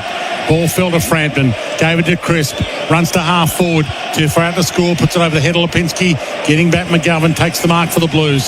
So it's go, go, go now. Heads to Doherty, centre half back, hands it off. Who's going to get the Chera kick? Looks around and says, I'll go long. Frampton should get back with a flight. Does. Kemp knocked it down, but Collingwood, they need to count. Surely there's more Magpies out there than Carlton players. Moore loops it wide. Boundary line looming. Perryman there. Haynes cut it off. Knocked it to Hollins. All the way back to Chera, who marks on a half-back flank. We're down to 4.5 minutes, and Collingwood leads 63-38. 8:15 to 5-8. Further back to Wiedering, who then kicks to the wing for Haynes. Up to use it. Dinks it forwards. Mark taken by Lord. Wheels onto the right. Kicks to the hot spots. De Koning fills the hole. He dropped the mark on the way down. Oh, Motlop ran flat bang into Quaynor. Umpire said high front on contacts. We'll wait for the replay from Makita XGT 40V Max. Tough on that. Yeah. As Motlop had his head down over the ball, he gathered. Quaynor arrives. Must have been a Motlop free kick, I think. Directly in front, 35 out. Jesse Motlop has hung it out to the right. The green button. Why would you wait till the 6 minute to go before you start the third quarter or the last quarter with the green button, Jared? I'm trying to work out what's the point now. Kick into Frampton's on the full, by the way, but continue the point. Williams has got it. Why would you need the green button to tell your players that you're 25 points down with 8 minutes to go? You've got to take it on and use the corridor. Because, you know, it's more aggressive. It's like kick it to a contest in the corridor. So right now, if you're Carlton in this back pocket, you just kick it up the middle because you run the risk of losing one more. You just haven't seen that methodology work. Nick Dacos to go. Yeah. Nick Dacos works it on the wing. Elliott did well. Handballed it to Josh. He gave it to Lipinski. He gave it to Long. He handballed it wide to McStay, who lays the tackle on Young, who got there ahead of him. We used to do it and it didn't work as well because everyone's tired. It's really hard to execute something late. The great Peter Dacos is on screen. He might end up being the third best Dacos of all time the way he's going. Josh has played a pretty good game tonight as well as Nick. Josh might lead all comers possession-wise, 29. Nick was the one that started the third that just lifted the whole side. That's the applause for the great Peter Dacos. What a family they've been. Thrown in, scrap for the ball. Cameron takes the yardage up ahead. Young's trying to get it to the boundary desperately. Didn't fumble it firmly enough initially, but it trickles over. Playing out time now, never mind green buttons. You're right, because then you start looking. Really look towards next week. You've got to do it. Dacos. The Macedonian Marvel acknowledges the faithful again. Bit different than Luke Darcy. Yes. Hewitt up to half forward. Howe had access. He dropped the marks, so he burrows on underneath where he's tackled the ground. Peter's in the Collingwood race, so he'll be there when the boys come off. It's good to see him so animated at every game they play, isn't it? Yeah, you've got to be yourself. It's 4 goes before he was able to acknowledge it. It was on oblivious cam for a while. Moyer taken to ground by Long, the two sums. Moyer hasn't been able to get into the game. Long's a good player. De Koning and Cameron. This time it's De Koning's free kick, bit of ruck lotto. Koning will soften the kick for the Blues. 2 though. Moore had front position over Curnow. Ground ball. Cameron got trapped over the top of it. He pushed it out. Hewitt got taken high. And the mid-zone umpire saw it. The only blemish this quarter, there's been 4 free kicks inside their D50 Collingwood, and outside of that, very professional game. Set it up in the third quarter, and the last quarter was just really go through the motions, wasn't it? It was just do what you have to do. George Hewitt comes across the logo, through the 50, pumps it at goal. That was good striking. The Blues have their second of this second half. Just bring the margin back to 18 points. Collingwood 8-15-63 to Carlton 6-9-45. AFL Nation for 4 and 20 pies, and Elders, you can rely on Elders. Now, if there was 11 minutes to go, Dwayne, we're going right. This game on. It just felt like the green button should have been pushed a lot earlier to energise. And sometimes when you see these signs, we used to call it blitz, all right? And so we ended up starting game in blitz because it just energised the players pre-game. It was on the front foot, it was aggressive, and we ended up just saying, let's just start in blitz until it stopped working. But to do it at the end of the game, it's really difficult to get that energy. So perhaps next time, do it at three-quarter time. Start aggressive. Collingwood have gone into a +1 mode here with Lipinski starting in the back half. He'll go behind the play to get support. Ball thrown in the air. Cameron knocks it down. Carlton try to get the clearance and get it forward. They're 3 goals down with 90 seconds left, but they get the clearance. Hollands has a bounce. He's got the over-the-top with Doherty. They get a goal now. It'll be 2 goals to margin with a minute left. He heads inside 50 to Curnow. Frampton double-fister straight to Hollands. Has the snap from 50. If this is a goal, it'll be a 2-goal margin with a minute left. It's a behind. Remarkable. It's this close, isn't it? It'll look good in the paper tomorrow. It will, and that is the danger. Howell with the kick in. He pumps it beyond the defensive 50. Elliott flew off his hands. It'll trickle out of bounds. The day in the post-match will be for Beaumont Tiles. Discounted now. Second half, 5 goals to 2. Asserted their domination. Elliott from the boundary throw-in takes the territory up the line. Young closes. McStay with him. Another boundary throw. When you're Carlton and you see an extra behind the play, you should equalise and just equalise the whole game, because if Collingwood win it back, they'll control the ball. So you'll see a stacked Carlton forward line and an empty Collingwood forward line. At the throw-in, De Koning tackled as he took possession by Cameron. Nick Dacos hand passed over his head. Williams cut it off. He was straight into the tackles. Still got an extra down the line though. Moore's on his own, which is what you really want. The Blues played West Coast at Gather Round and then North Melbourne in the Good Friday clash at Marvel, which does shape us a big encounter. Pendlebury around the boundary, missed McStay, took a bit of yardage, throw it in. They want to win next week. Yeah. And they've got Geelong and Adelaide. Geelong at the MCG and Adelaide. Who's coming back into the side, guys? They were pretty young tonight, their inclusions. Anyone on the way back in? Yeah, we'll have a proper look at that in the post-match. Saad from the stoppage, off to Williams. Scrambled ball coming forward.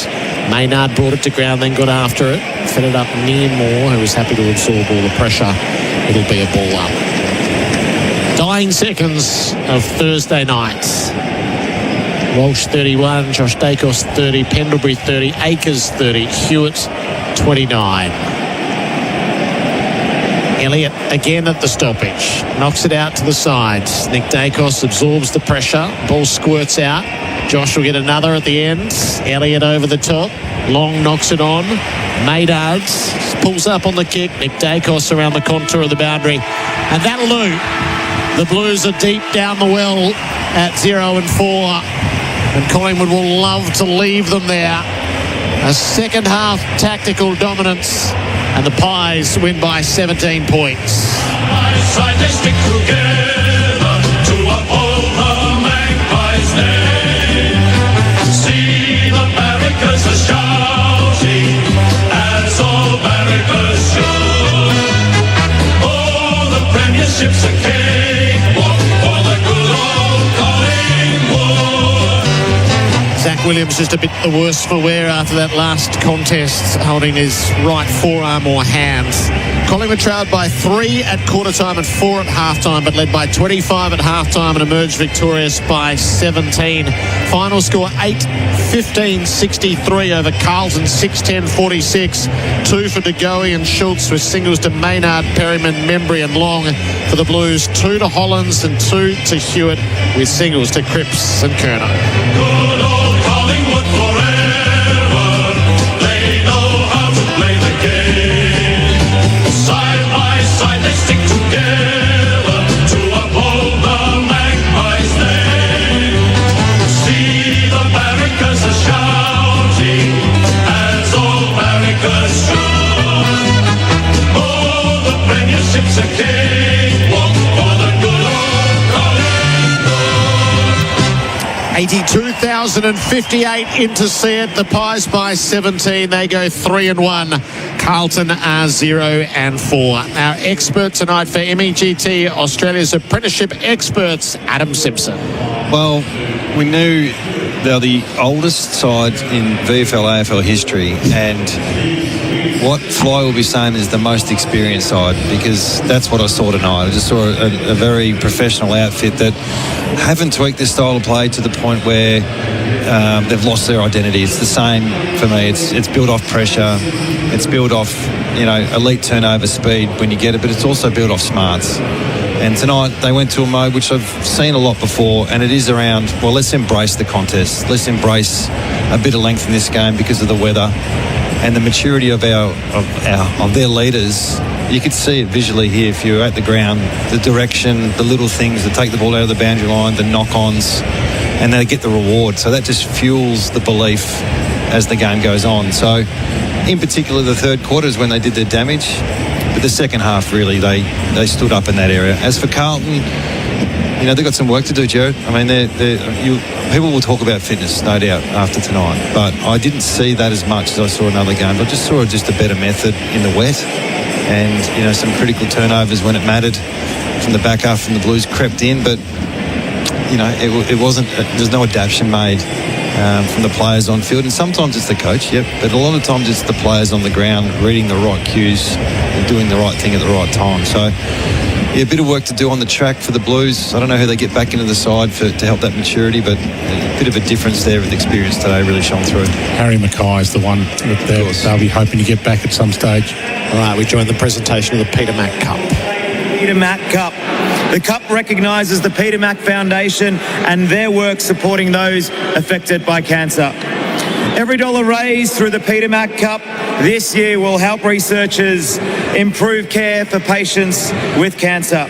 And tonight, all donations will be doubled thanks to the Pratt Foundation. Alongside the Peter Mac Cup, we also award the Richard Pratt Medal. The Richard Pratt Medal is awarded to the player voted best on ground and presented in honour of the late Richard Pratt. I would now like to welcome Millie Weislitz and Sammy and Ben Gaminda, who will present the medal on behalf of the Pratt Foundation.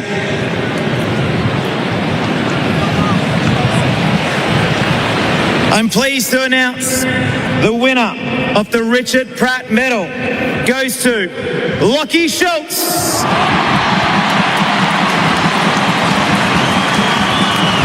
Two third-quarter goals for Lockie Schultz. 18 possessions, 475 metres gained. Probably his best game for the club, Jared. 7 contested possessions, 7 tackles, 9 score involvements. He's building into his Collingwood career. Firstly, I'd just like to thank Carlton. Always a great game between us guys, and obviously a very special week building up to this game, and for such a great cause to bring awareness to the Peter Mac Foundation. So a very special game for everyone involved. To our boys, thank you. Love playing with you. Great fun tonight. Got the W, so that's the main thing. But on to next week. Finally, to the fans, we couldn't do it without you.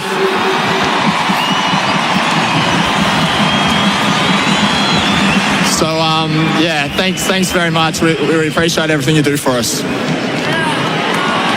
These moments contributed to the Loctite sealers of the game, fast, strong and reliable adhesives that go beyond the board. And presenting the cup today is Peter Dacos. I would now like to call forward Darcy Moore to accept the Peter Mac Cup on behalf of tonight's winners, Collingwood.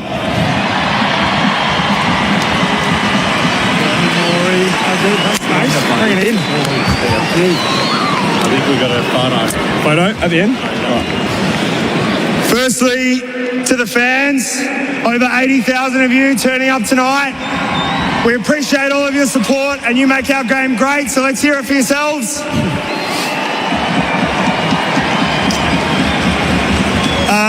Collingwood and Carlton, we are the fiercest of rivals, but for us to come together and channel that rivalry into this Peter Mac Cup game is super important. Obviously, the Carlton Footy Club, your support and the way that you've driven this game and this cause, raising really important funds and importantly awareness to cancer, which touches the lives of so many. So we are truly honoured to play our part in this game. So thank you so much. And lastly, to the Pratt Foundation for your continued support of this game. The oldest continuing charity game in the AFL, and we're proud to be a part of it. So thank you so much.